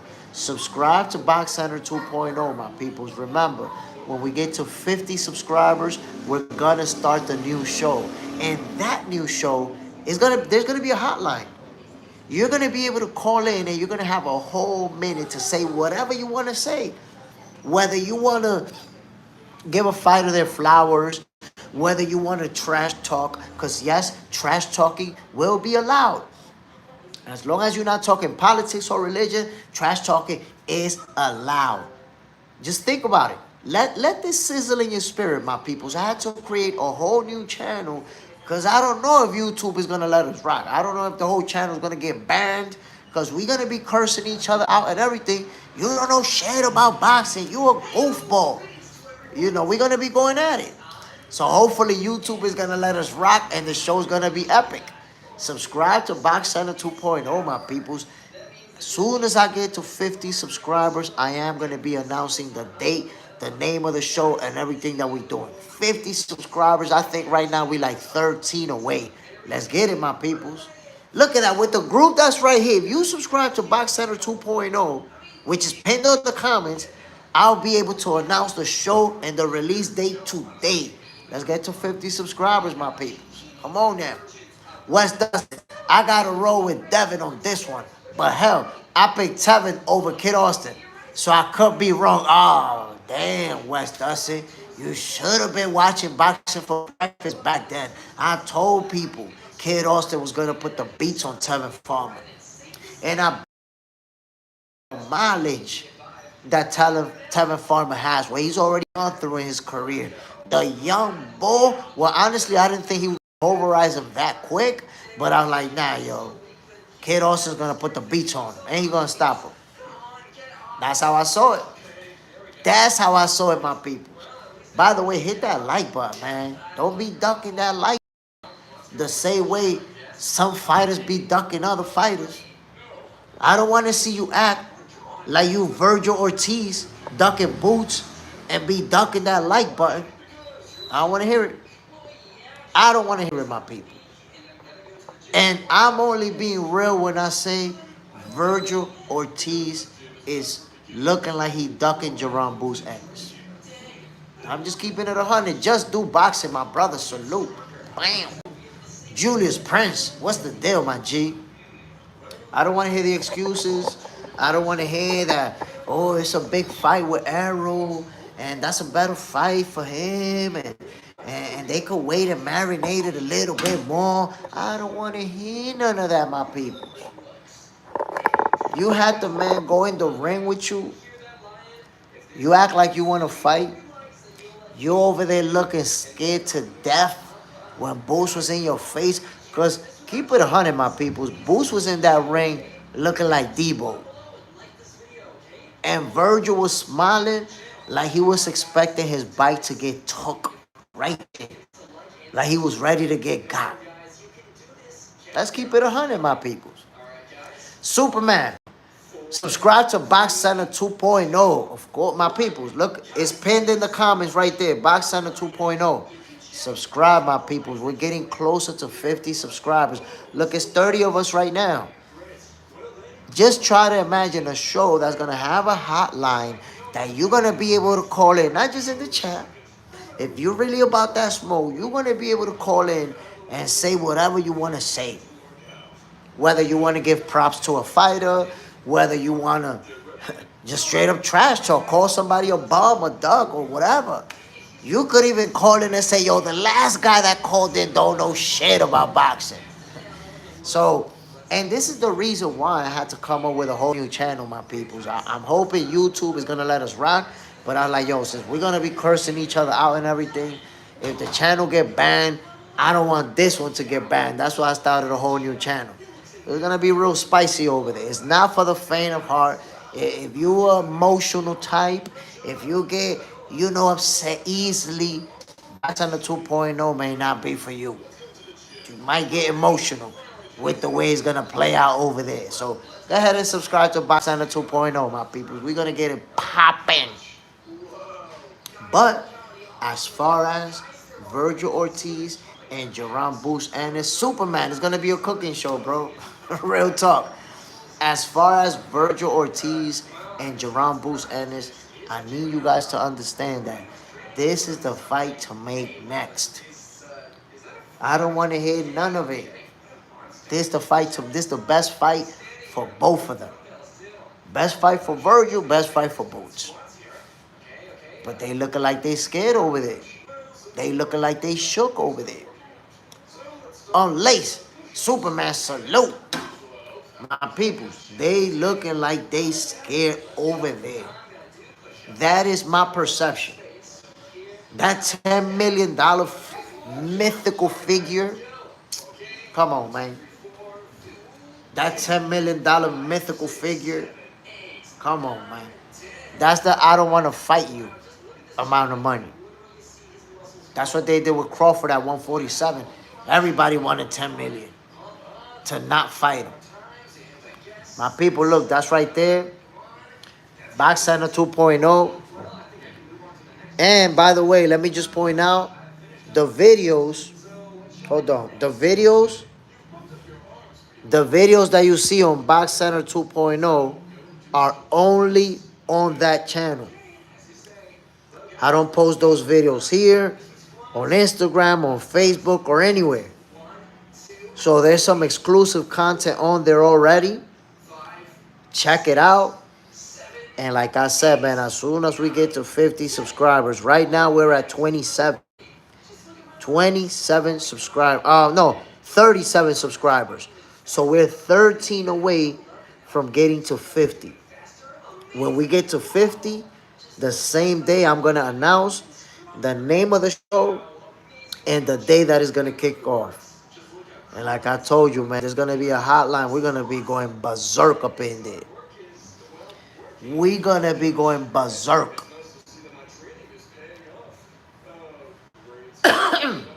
On Lace, Tio asked for 10 mil to avoid Haney as well.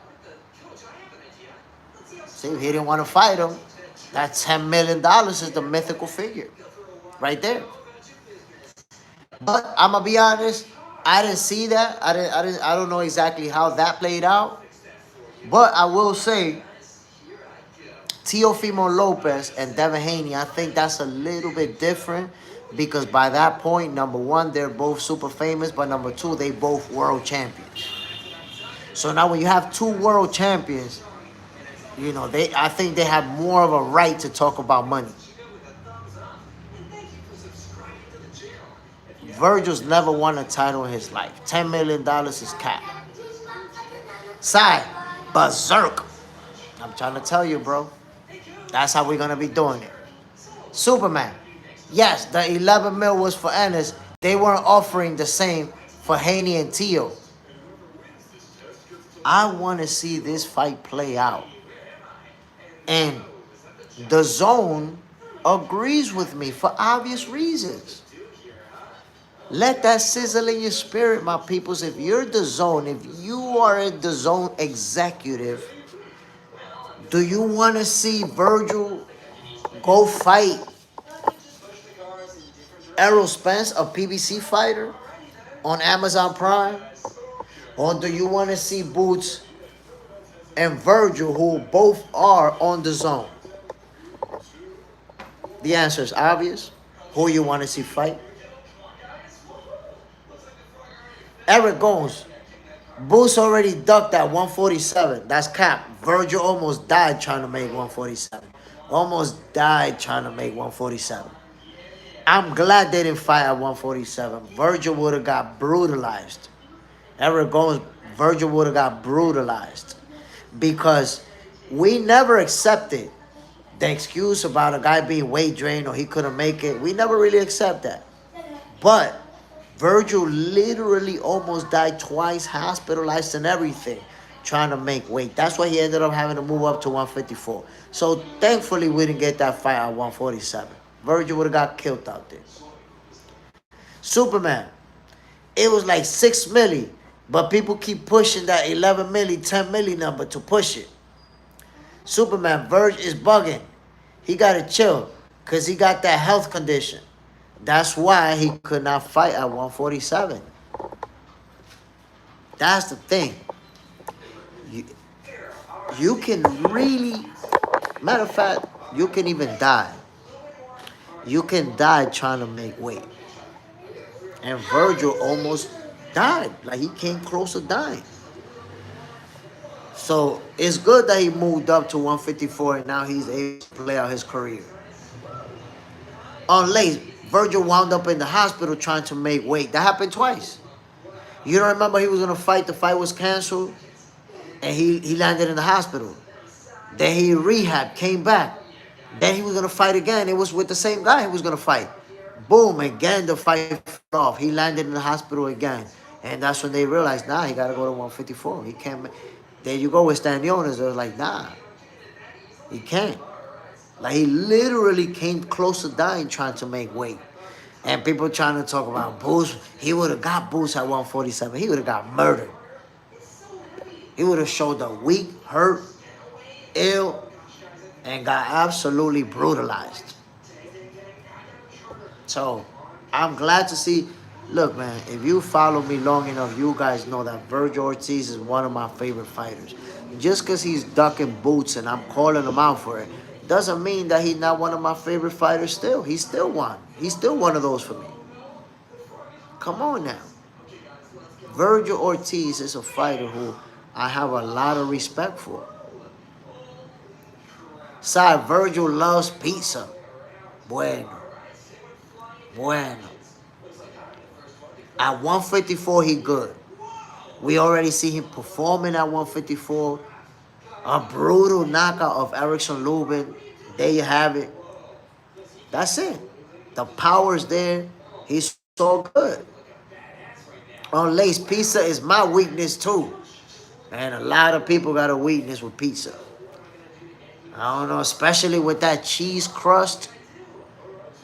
That cheese crust be crazy. But I digress, man. Y'all over here talking about pizza. Come on now.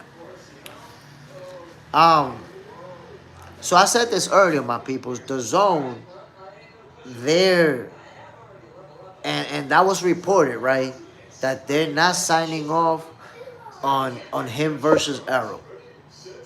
Virgil Ortiz versus Errol Spence is a fight that it appears as if though the Zone will not sign off on it. And I think for obvious reasons. If Errol Spence is a PBC fighter, why would you want your guy to fight him and not keep it in-house? Dan Rafael also reported that the Zone is applying pressure for them to fight Boots. If that's the case, the Zone agrees with me. That is the fight to make. Right there. Boots versus Virgil. And I'm going to tell you what, because I already know that Virgil's team don't want that fight, Virgil don't want that fight, Oscar don't want that fight, it's hard for me to see it happening, right? I don't know. But I will say, if it does happen, Bull's going to beat him up because Virgil don't want that smoke. Boxing Junkie, salute, my brother. Bam. Side 1224 p. Brother Side representing in the UK.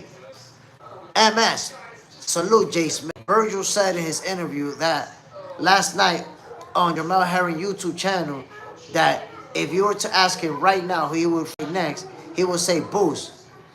But that is complicated. Of course it's complicated. He don't want to fight Boots and his team don't want to fight Boots. And you know what, MS? I want you to think about this. Virgil said himself that he wants to fight Arrow, and he wants to fight Bud, he wants to fight these people, right? And then Rafael says the Zone is not having it. They not signing off for no Arrow fight. And they applying pressure to fight Boots. You know what that tells you, MS? That's why he's telling you it's complicated. Because they trying to make me fight him, but I don't want to fight him. That's what makes it complicated. And if they do fight, it's going to be against their will. They didn't want to fight. They got pushed into it. Side, facts. And I got to work at 3 p.m. Appreciate you spending time with me, my peoples. And everybody who just tuned in, man, Box Center 2.0, you see it right there. It's in the comment, right there. My people, subscribe to Box Center 2.0. A whole new show is going to kick off in the evening. We're just waiting to get to 50 subscribers. We're at, I think, 37. 13 more subscribers, my people. It's 29 of you. I can't get 13 of you to subscribe to Box Center 2.0 so we could kick off this new show. Come on, my people's Green Ranger. Salute, my brother. Bam. Ricardo, we waiting for Eddie to send the contract. Come on, Ricardo. You can't be waiting for Eddie to send the contract if you're talking about $10 million of no-go. You don't want to fight. You don't want to fight, my G. You ain't waiting for nothing. When you say 10 million or nothing, you're really not waiting for anything. You don't want to fight. The $10 million is the mythical I don't want to fight you number. Remember when Terrence Crawford was at the welterweight division? Everybody wanted $10 million to fight him? Come on now. Everybody wants $10 million. You never made more than $2 million in your life, but you want 10. That tell you right there they don't want to fight, my G. They don't want to fight. They don't want it. The zone might be able to press them to make the fight. If they fight, it's not going to be because they wanted it. It's going to be because they got pushed into it. I'm telling you. And when you fight like that, you get your ass whooped. Boo's going to whoop that ass.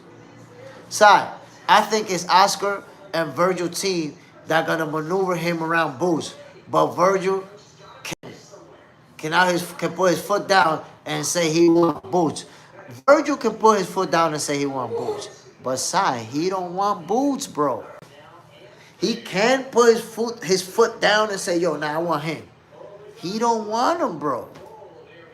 Based on the way that he looked in the ring, you guys started it. We just retaliated.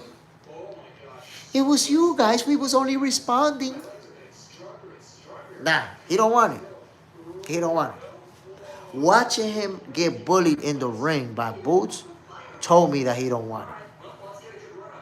On Lace, Superman, facts. Bam scenes like that too.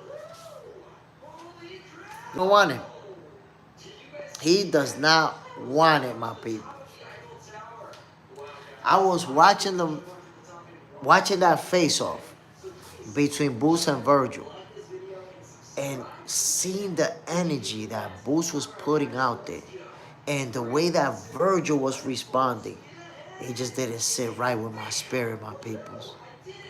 I just kept watching Virgil, like waiting on something, some sign. You know, I kept waiting for Virgil to say, I'm going to beat your ass, or I'm going to catch you, or I'm going to make you pay. You know, I was waiting for Virgil to say something that showed me he want Boots. And it never happened. It didn't sit right with my spirit. Like, damn, you call this dude in the ring and you didn't say nothing, but they started it. We was only responding because they started talking first. Nah, bro. The energy that I got from Virgil, it didn't sit right with my spirit. And then right after he goes in front of a camera and a mic, my dream fight will be Arrow. There you go. That's why it didn't sit right with my spirit. Sign was off. He don't want to fight this dude. He don't want Boots. Boxing Junkie. We need Turkey to put up that money so they can fight. Fuck all that theatrical bullshit. They put it. Now we don't need Turkey, because if Turkey offered $3 million, why Virgil can't take $3 million versus Boots now? Why he asking for 10? I promise you, Boxing Junkie, Turkey ain't offering no 10 million. Turkey ain't no fool. He not just, like, why fans think that Turkey just throwing out millions of dollars like that? He not. He not. Virgil ain't getting no $10 million for Turkey. Turkey not gonna give him that. Turkey throwing out money to people who are already making a lot of money. You a big star, we're gonna give you a lot of money because you're a big star. But we're not gonna bring you from making $1.5 million to paying you 10. You playing games. You don't want to fight. Turkey's not a fool now. He a businessman. Superman on Lace, like a well-mannered young man, and that's a good thing. He's very well-mannered, but extremely witty. On Lace, Superman, facts.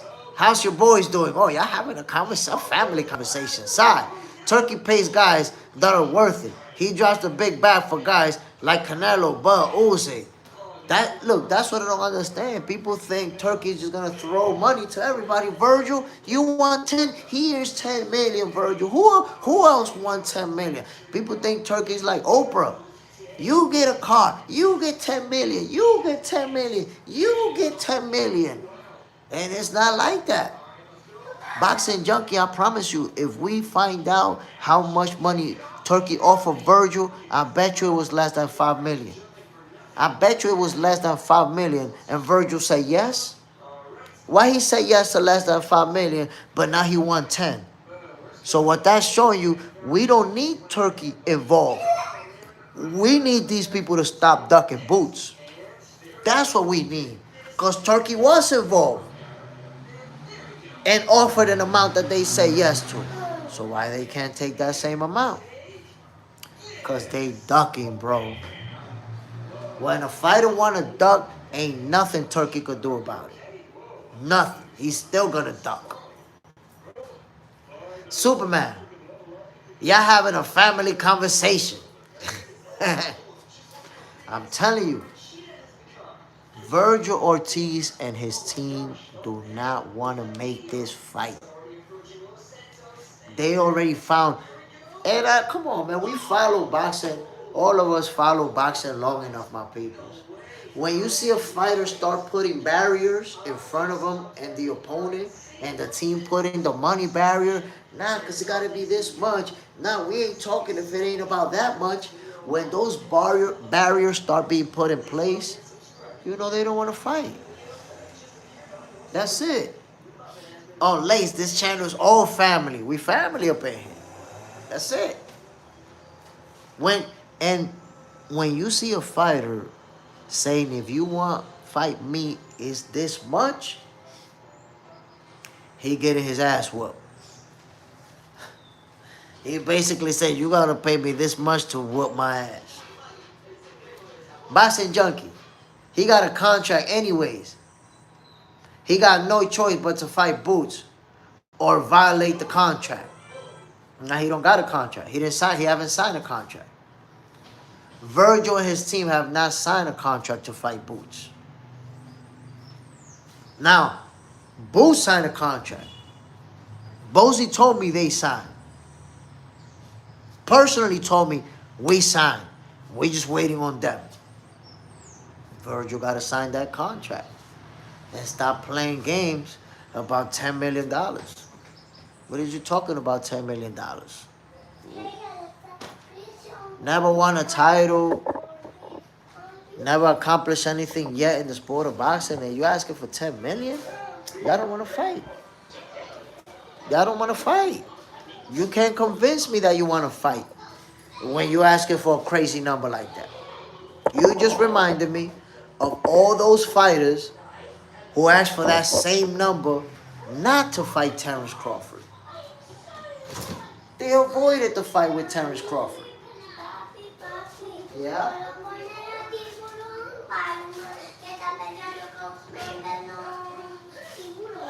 Go ahead. Put it. Okay, I'll help you out.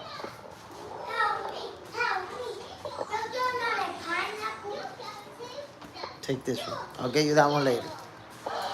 Hold on, my people. Let me put the cartoons for my son. Change the cartoon. Which one? I want that one. That one? Yeah. I like it. Oh no! This is Spider-Man with the sharks. Spider-Man. My peoples, good morning to everybody tuning in. If you're having breakfast, enjoy your breakfast. If you're having breakfast, enjoy your breakfast. If you're on your way to work, you love me? I love you too.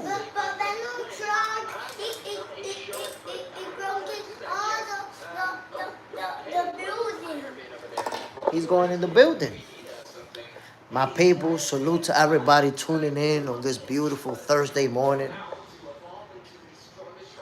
Boxing Junkie, the zone contract. Yeah, but the zone contract is not a contract to fight Boots. He don't got to fight Boots. He just has a contract to fight exclusively on the zone. But he don't got to fight Boots. So that's something different. There is no contract for him to fight Boots. So He's going to have a choice, but he's going to have to negotiate who he fights next. If he don't want to fight Boots, it's going to be complicated. And that's why he said it's complicated. Because the zone want him to fight Boots. So it's complicated for him to get out of it. But that's what they're trying to do. Lace. Jay, what's a reasonable for Virgil to take the fight? A reasonable number. For Virgil versus Boots, a reasonable number, I would say $4 to $5 million. No, $3 to $5 million. The most money Virgil ever made, if I'm not mistaken, is $2 million. If they fight next, that would not be a championship fight. Virgil's never been a champion. I think increase in pay should obviously, the most he made was $2 million. $4 to $5 million is a number that I would put as reasonable. You know, double, an increase in pay, not no $10 million for sure. That's crazy to me. Ricardo, this is the best fight to make right now. Virgil or Virgil versus EJ. Now, Virgil versus EJ don't make no type sense. That doesn't make no sense at all. Nobody was asking for that fight. Think about it. Before now, do you remember anybody in planet Earth saying, yo, EJ should come out of retirement, man, and go straight for Virgil? Nobody. That fight don't make no sense. Errol Spence Jr.'s last fight was at the welterweight division over 2 years ago. You're going to come off of inactivity to fight Virgil? That don't make no sense to me. The fight that does make sense is Boots versus Virgil. But Virgil and his team looking like they trying to duck that smoke. Boxing Junkie. It's because a lot of old heads like Tim Bradley and Oscar and many more saying he is worth that, so Virgil riding with that, knowing damn well he ain't worth that right now. Maybe if he beat Boots. I seen Tim Bradley, man, talking about he asking for 10, he shot for 20 million. Tim Bradley be saying some funny ass shit. I got mad respect for Tim Bradley and what he accomplished in the ring and the job that he does too. He's doing great. I love to watch him. But sometimes he be saying some shit that to me just sound goofy as hell. Like, you as a fighter yourself. And you're going to say this kid that never accomplished nothing should be asking for $20 million, Tim Bradley? You looking like you work for Golden Boy. You look like you're getting a check from Oscar De La Hoya to say that. That's crazy to me. I would not expect to hear that from a former world champion. Ricardo, EJ and Virgil, both from Dallas. And that fight will be huge too. Ricardo, but what you're skipping out on is that EJ's a PBC fighter and Virgil is a matchroom fighter. You see that? And Ricardo, I'm pretty sure you're aware about how PBC handle things. You know, the in-house stuff, this side of the street stuff, the we keep our own money internal stuff. So why would you think that the zone would allow Virgil to fight one of their guys? Think about that. Why would the zone allow Virgil to go fight EJ when Boots is right here and fights on the zone? That doesn't make no sense. Doesn't make no sense at all. It's very simple, actually. Look, when they asked Oscar De La Hoya, why are you not going to allow Ryan Garcia to do that exhibition with Jake Paul? He was like, it's simple. Jake Paul's on Netflix. Ryan Garcia has an exclusive contract to fight on the zone. That's it. End of the conversation. It's not really anything to talk about. He fights there, we fight here. That's it. So it's the same deal. Virgil Ortiz fights on the zone. Errol Spence is a PBC fighter. They got a contract with Amazon Prime. Right there, it's enough for you to say, yeah, that shit is not happening. The zone already, Dan Rafael already put out a statement saying that the zone already pulled the plug early on Virgil versus Errol. They already said, forget that. Not happening. And they're applying pressure for them to fight Boots. Now, they might get out of that fight with Boots because it look like they don't want it. They just don't want it. But they're going to end up fighting somebody who fights it on the zone. They're not going to be fighting no PBC fighter. You could believe that. Amar Mahmoud. EJ eyes look glazed in the buff fight. I don't think he was at 100%. Like I told you, Amar, you like to get into people's minds. Previously, you was into what other fighters was thinking and how they was feeling. And look, now you're getting into Spence's mind. You're into conspiracies, my G. The battle fighter won. That's just the reality. Corp Chris, talking about shirtless men at 7 a.m. is diabolical. Huh? What's diabolical is that you go into a boxing channel and that's your first comment. Like, you're going to need a 24-hour break. Come back and talk about boxing. Matter of fact, he described boxers as shirtless men. Nah, hold on. You don't need a timeout. You don't need a timeout. He don't need a timeout. He needs to get kicked out of here. I'm not even going to give him time to waste our time. Sorry, Timothy getting checks under the table for some of his vids. He must be. He gotta be. Because he double talking all that. Yo, he gotta be. Is that how does a former world champion, a guy who accomplished, how do a guy like that get in there talking about Virgil need to ask for 20 million? When Virgil ain't win nothing, ain't done nothing. Come on, Tim. How are you gonna say that? How are you gonna say that? Superman, Oscar was hating on Ryan. J Max, salute my brother. Bam. Superman, this is not the first time he did it. MS, tuning in. It's just as diabolical. Shit. Tajon, the Zone would be smart to let him fight Arrow though. To get his profile up, that doesn't make no sense. That doesn't make no sense at all. We're going to lose money to get his profile up. That doesn't make no sense at all. That's what I'm telling you. You have a point of view that just doesn't add up to what the people involved in the business do. What? You never said, did you say that about the PBC? Well, the PBC should let him go over there so he could raise his profile up. No. It doesn't work like that. The same way that PBC keep the money in-house, the Zone want to keep Matchroom, and the Zone and them want to keep the money in-house too. Understand that they got to keep the same energy. That's how it really works. If that company over there is going to fight internally between their fighters, this company over here is going to do the same thing. Amar, I keep my opinions open, bro. It's what I call an open mind. I mean, you can have an open mind, but if you're going into people's minds, you're more going into psychic territory. Oh, I saw it in his eyes. He was like this. And he must have been thinking that. And his frame of mind was that. You're going into psychic territory, bro. I got an open mind, but I don't go into what somebody else is thinking. I can't watch you on TV and know what you're thinking based on the look that you had in your face. Why? Because I understand that people could be mad, and while they mad, they could be smiling, they could be joking, or they could be happy and act like they mad. I understand that the looks in your face does not necessarily correlate with your emotions. So nothing that I see on TV tells me, okay, no. I don't know your frame of mind. I can assume it, but I don't really know it. So if we're talking about one fighter, you're like, yeah, but he was thinking like this, and he was thinking like that. And then we're talking about another fighter, and you're like, yeah, but in his eyes, this is what I saw. You're getting into psychic territory, my guy. You're getting into you figuring out how other people are in their head, and that's, not with it, bro.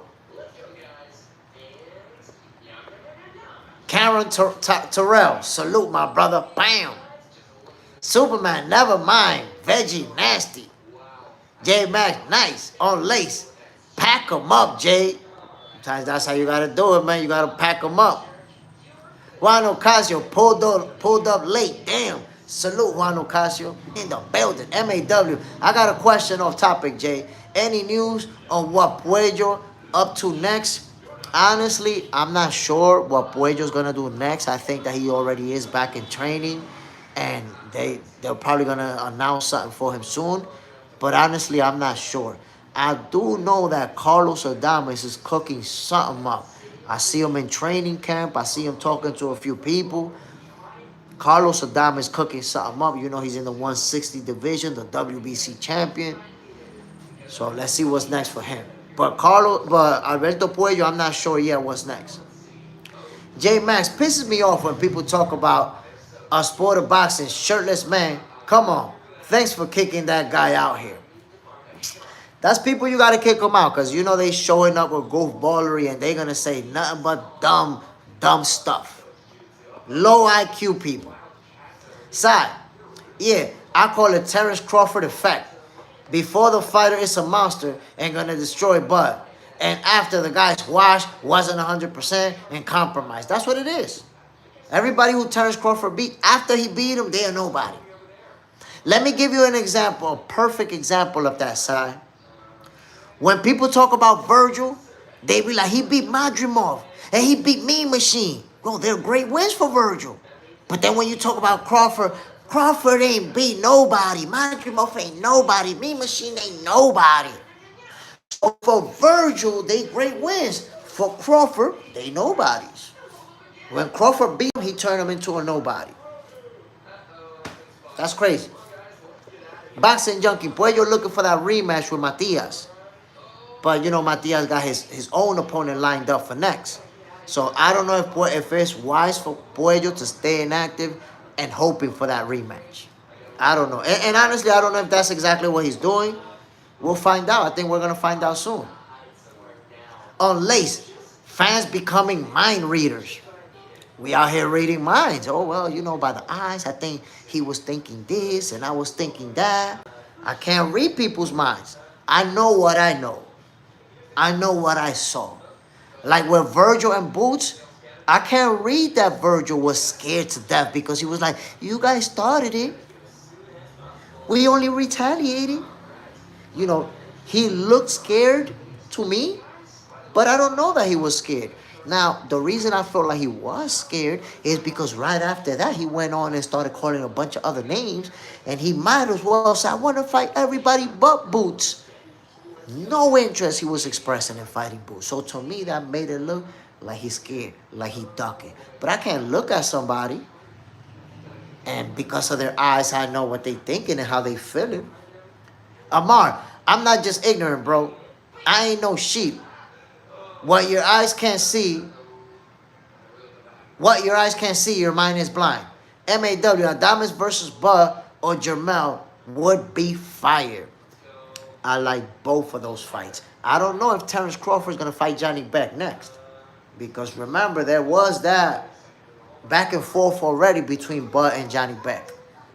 But we know that Carlos Adames is the WBC champion in the 160 division. He's trained with Crawford. We've seen the viral sparring footage between them, giving each other some serious work. That's a possibility. And I said it before.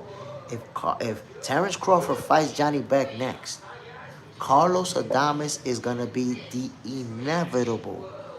Because now he's shooting for undisputed in the 160 division.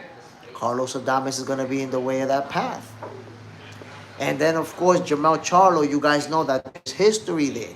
They went back and forth on social media. Even when Terrence Crawford beat Errol Spence and climbed the rope, pointed at Charlo, you next.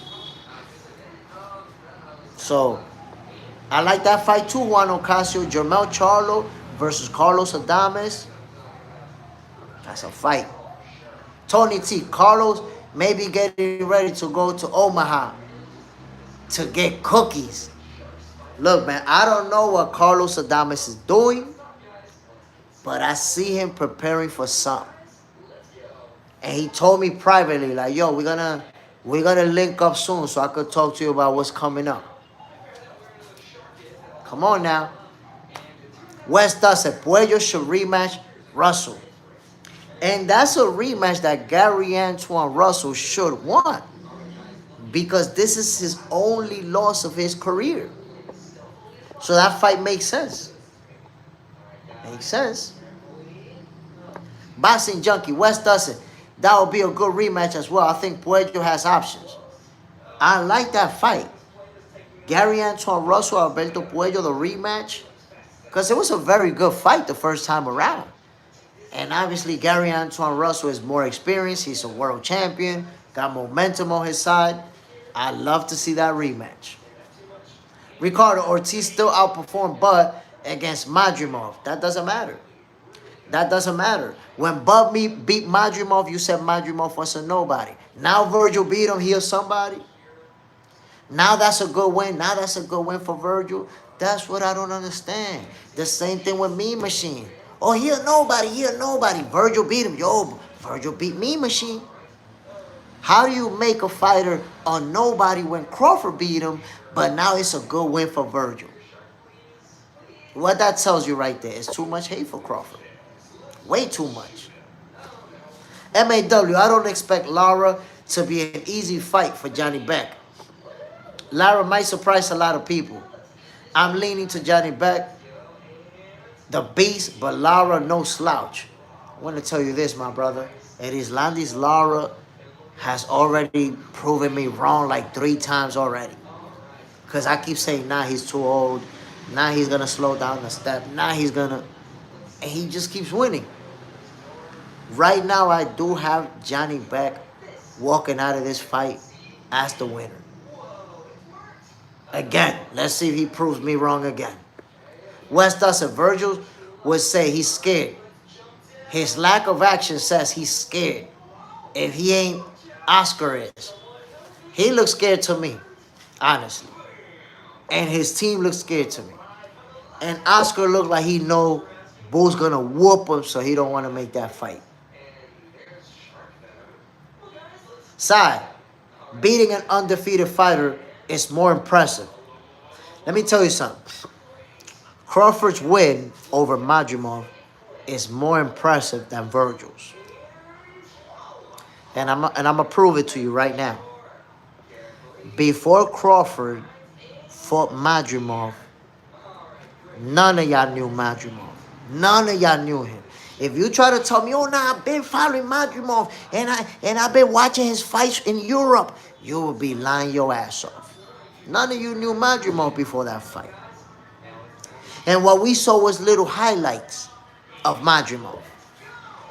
So Madrimov was an undefeated fighter, a world champion that we did not know.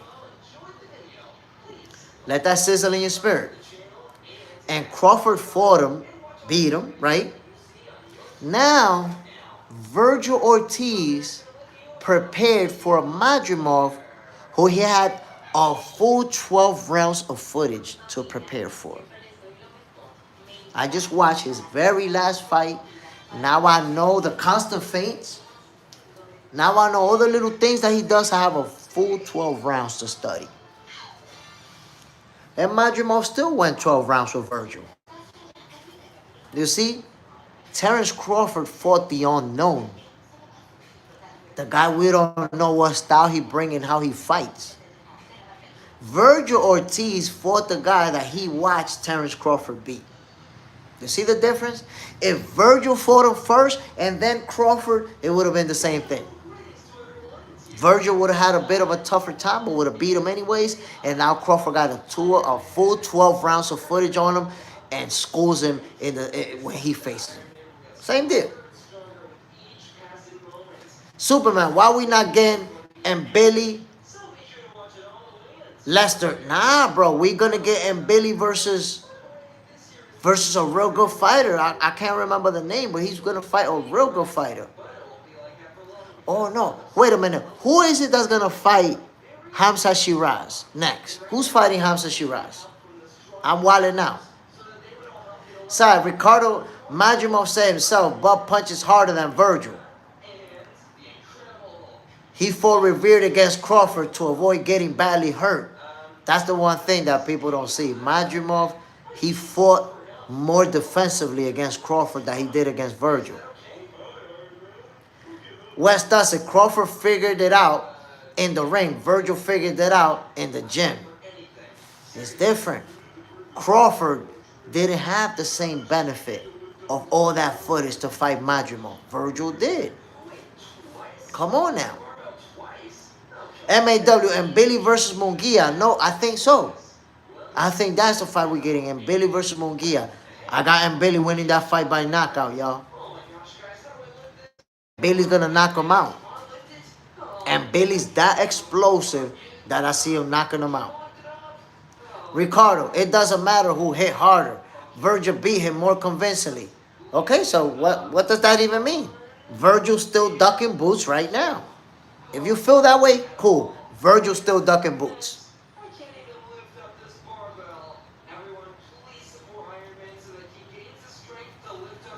Superman. Why is Munguia getting in that? But Lester need that Riri. No. Right now, what we're gonna get, I think, is Munguia pummeled. And I tell you what, that rematch needs to happen because that fight was explosive. I call that fight live, by the way. Mike, Jay, peace, my brother. Just watch your fight where that guy knocked you down and after the final bell. I give you your props, bro. Good job, Jay. You still boxing, bro? So, Mike, I appreciate it, my brother. I'm not still boxing. I'm inactive. I lasted like 6 months trying to get that rematch, and just couldn't make it happen. He not having it. He don't want to hear it. I tell you what, if I could find an opponent around my age, because at that time I was 44 years old and I fought somebody who was 35, stronger than me, bigger than me, a lot younger than me. So if I could find an opponent that's closer to my age, that's hard to do. A lot of people in their 40s, they not willing to get in the ring. I'm 47, bro. I'm dying to get in the ring. But I can't find an opponent. So if I could find somebody who's 44, 45, 46, my age, 47, oh, you're going to see me fighting again. I don't know if I'll fight again, but if I find an opponent, you're going to see me in the ring again. For sure. Sai, Munguia is chinny. I don't think so. I've seen him take some pretty big shots and get through it. Wally Ahmad. What up, bro? Boxing Before Breakfast. Best boxing channel in the world. Salute, my brother. I appreciate you, man. Listen, Boxing for Breakfast, it's a show that I started because I know us boxing fans, most of us don't have a bunch of family members that we could talk boxing with. Most of our family members either don't follow boxing or they casual boxing fans. So if you sit down with them like, yo, this fight's coming up and Virgil this and Boost that, they're like, I don't want to hear that shit. I don't want to hear that shit. They don't want to hear it. So I started Boxing for Breakfast so that we have a community, we have a family that in the morning, instead of us looking goofy as hell, just thinking about boxing and talking to ourselves, we got somebody to talk to. We got somebody that we could trash talk with. And we could enjoy, these discussions about the biggest fight coming up, the people who ducking like Virgil ducking boots and everything else. By the way, my peoples, subscribe to Box Center 2.0. You see it right there pinned in the comments. That's from that channel. As soon as we get to 50 subscribers, I am going to start a brand new show. And that show is going to be in the nighttime. And there is going to be a hotline. So people going to be able to call in. The same things that you're saying in the comments, you're going to be able to call in if you want and say it on that hotline. You're going to have 1 minute to say whatever you want to say. You want to trash talk? I'll allow it. Trash talking is gonna be allowed. You want to give a fighter flowers? You wanna argue with me? We're gonna be going at it, my people. We have to curse each other out. We're gonna do that too. That's why I had to create a whole new channel because I don't know if YouTube is gonna ban the channel because of the show, and I don't want to get this channel banned. I'm like, okay, let's do a whole new channel. If YouTube let us rock, it's gonna be epic, my peoples. Subscribe to Box Center 2.0. Mike, Jay, we should consider starting an older boxing league, 40s and up, like Ice Cube did, B-Ball. My God, you don't even know. All of those concepts, I got them in play. All of those concepts. The problem is getting the people who's willing to do it. Because I realize there's a lot of people in their 40s, a lot of people that want to get in the ring and trade leather. But here's the problem. We're not in the same block. We're not in the same city. We might not even be in the same country. So this right now, there's a dude in Australia who 40, 45 years old. He dying to get in the ring and trade leather. There's a bunch of people in the U.S. in different cities dying to get in the ring and trade leather. But go see if you're going to find somebody 45, 46 in your own block that want to do it. Nope. Go see if you find somebody in your own circle, in your friend group that want to do it. Nope. People don't want to do it.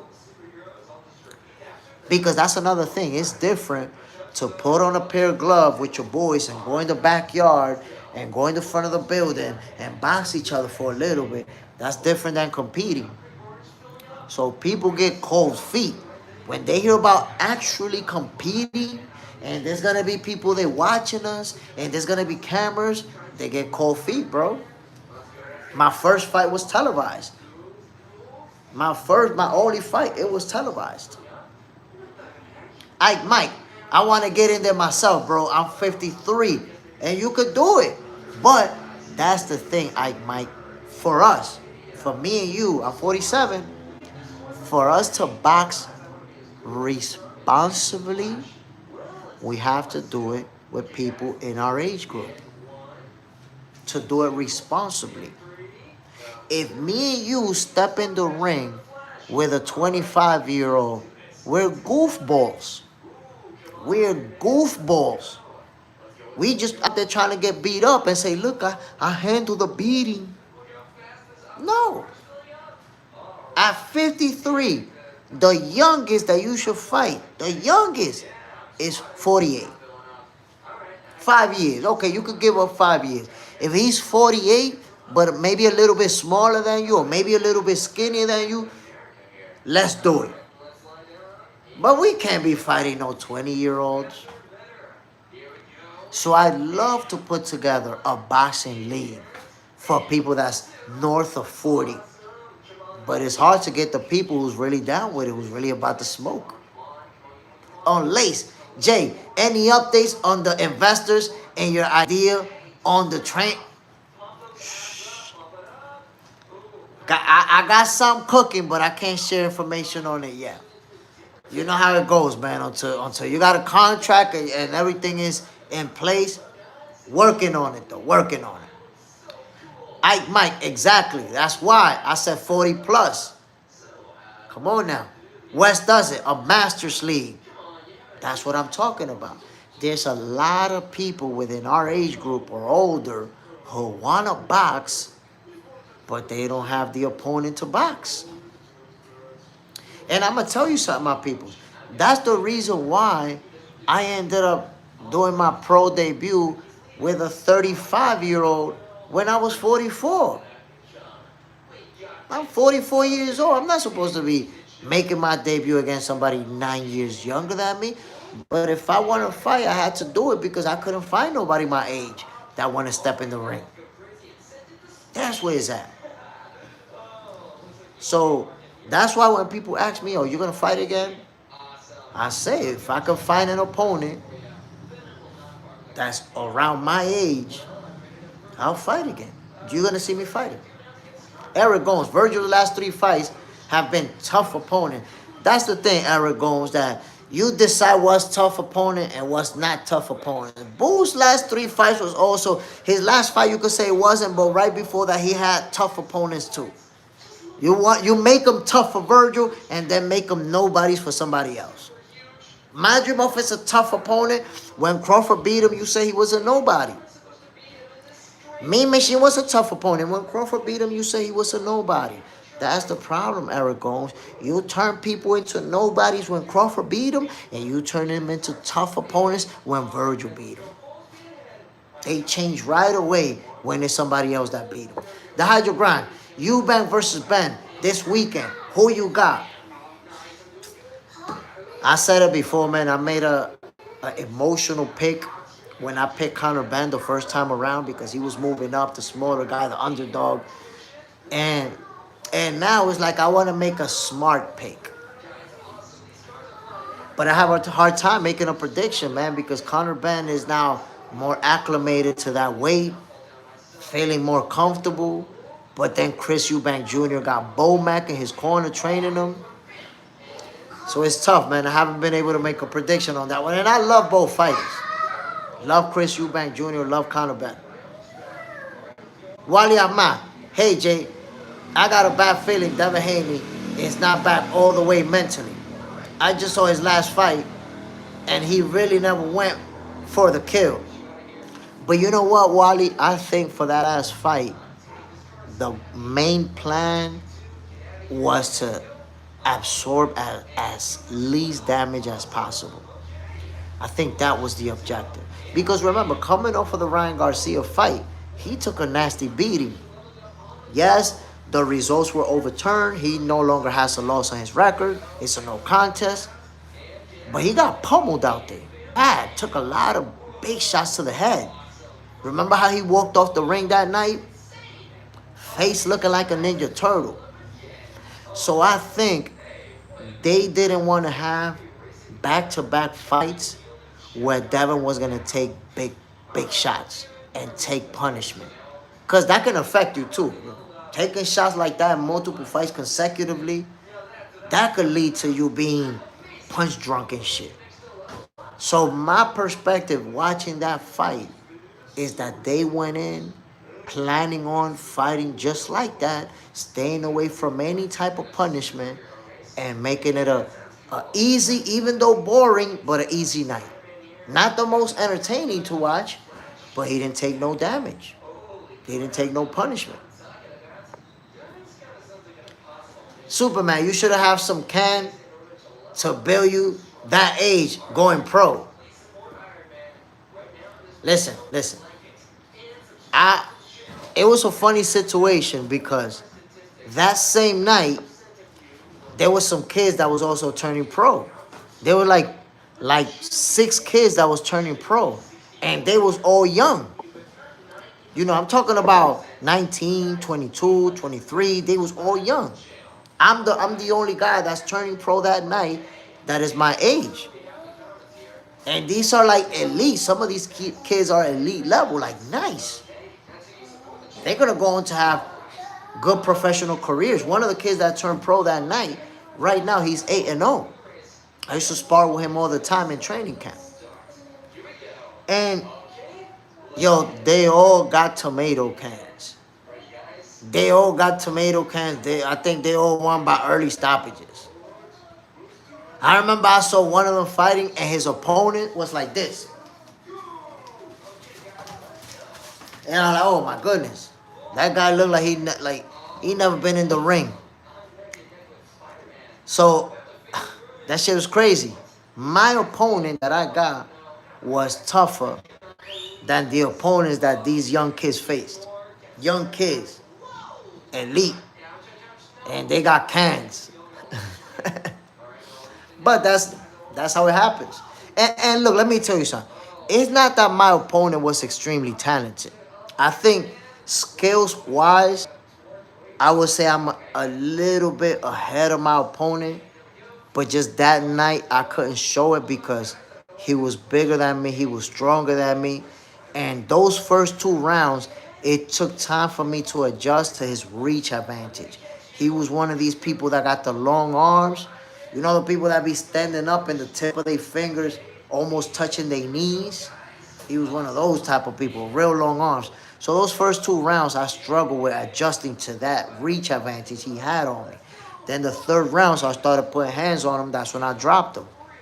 And the 4th round, I was actually winning the round until he dropped me at the end, right before the bell went off. So it was a good fight, competitive fight. But, you know, I got a tougher opponent than all the other guys I was fighting that night. That's crazy. But that's the way it played out. Mike, yes, matchmaking may be the key. Online applications across the country, the future success of this channel's advertising. Man, listen, if we could start a new league, our league, and by the way, I am going to do something that I'm going to be bringing you some exclusive boxing content, but I really can't get into it. We'll be talking about that soon enough, though. MAW, Devin took way less damage. And I think that's what that fight was about. I think he went in there with Ramirez to not take damage and win the fight, obviously. Tony T, I have Eubank by 9-round stoppage. You know, with Eubank Jr. being the bigger guy, that's a possibility. Let's see if he feels more comfortable this time around. You know, he got Bomac in his corner, so we're gonna see some things that we did not see in the last fight. Let's see it, man. I'm excited. I'm super excited about this fight. Real talk. Gringo SS 187. Neanderthal behavior. Get blocked for being a dummy. You fool. If I box Crawford, you think there's a chance I'll get destroyed? I think there's a bigger chance that you get blocked on this channel for that dumbass question. JJ's in the house, Jay Smith. Let people know about the shorts also. Oh, no doubt, my peoples. A lot of videos get posted on this channel. Shorts, exclusive content from Jay Smith. Trust me, some of the best boxing-related videos you're going to see it here. And of course, subscribe to Box Center 2.0. Exclusive videos are already up, and we're waiting to get to 50 subscribers to start the new show. Get ready, my peoples. That's gonna be lit over there. JJ's in there has 30 likes. Let's go, my peoples. Come on. Get that. Neanderthal behavior, my peoples. Y'all know I don't be dealing with that. Y'all know how I do it. I don't give them time to keep it going and to keep saying shit. Knock you out the box quick. My peoples, I want to give a shout out to everybody who tuned in this morning. I really appreciate you guys. I hope you enjoy this episode of Boxing for Breakfast. I hope Virgil Ortiz don't duck boots. I really hope so. But shout out to everybody who tuned in this morning. Josh Ellis. So AJ is fighting Paul, bro. Paul is about to get smashed. I got a feeling Jake Paul is going to sleep brutally. Shout out to Josh Ellis, Superman, Sai, JJ Zendejas, the Hydro Grind. Who else tuned in this morning? MAW was in the building. Ike Mike, Amar Mahmoud, Wes Dussett, Wally Ahmad, Eric Gomes, Cameron Terrell. My peoples, everybody who tuned in, man. I really appreciate you guys. Y'all know how we do it. This is Boxing for Breakfast. I'm Jay Smith. And I skipped it for a few days, but today I can't skip it. Today, I am going to give you the Jay Stradamus words of the day. Gotta give it to you. Gotta give it to you, my people. Check me out, man. I'll start off the words of the day by saying I want to thank everybody, for showing me love, for supporting. I want to thank the exclusive members, people who decided I'm going to be a member of this channel to support Jay Smith. I want to, give a shout out to everybody who subscribed to Box Center 2.0. Let me start that way, and I want to say, my peoples, to start the Jay Stradamus words of the day. Don't ever believe the logic of no new friends. Remember that phrase was trending at some point? No new friends. People would post that so proudly on social media. And they still do it once in a while. But I want to tell you something, my peoples. In most cases, most of your friends are not going to help you succeed. Most of your friends are not going to push you over the line. Most of your friends, they're not going to tell you, whatever you're doing, you got to go harder. You got to push yourself more. That's not going to happen. Most of your friends, they're not going to support if you want to be an entrepreneur, if you want to be a content creator. You see the 23 people that's in the building right now? None of my cousins is there.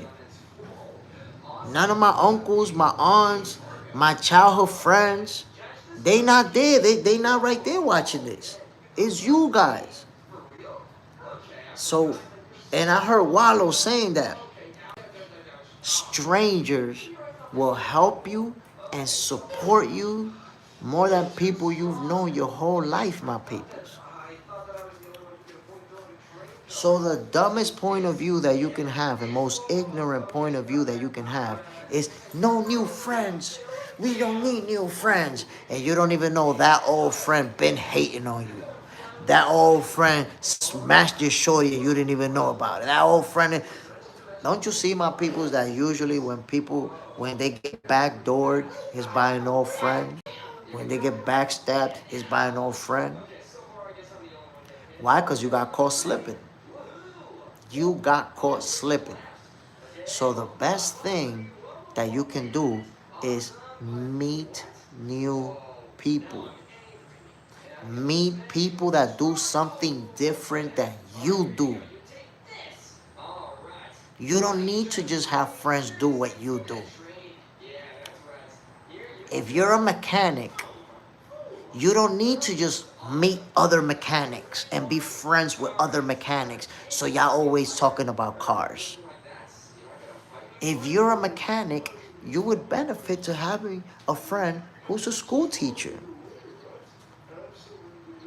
And you're not going to benefit because they're going to give you something. You're going to benefit because of the type of conversations you're going to have with each other.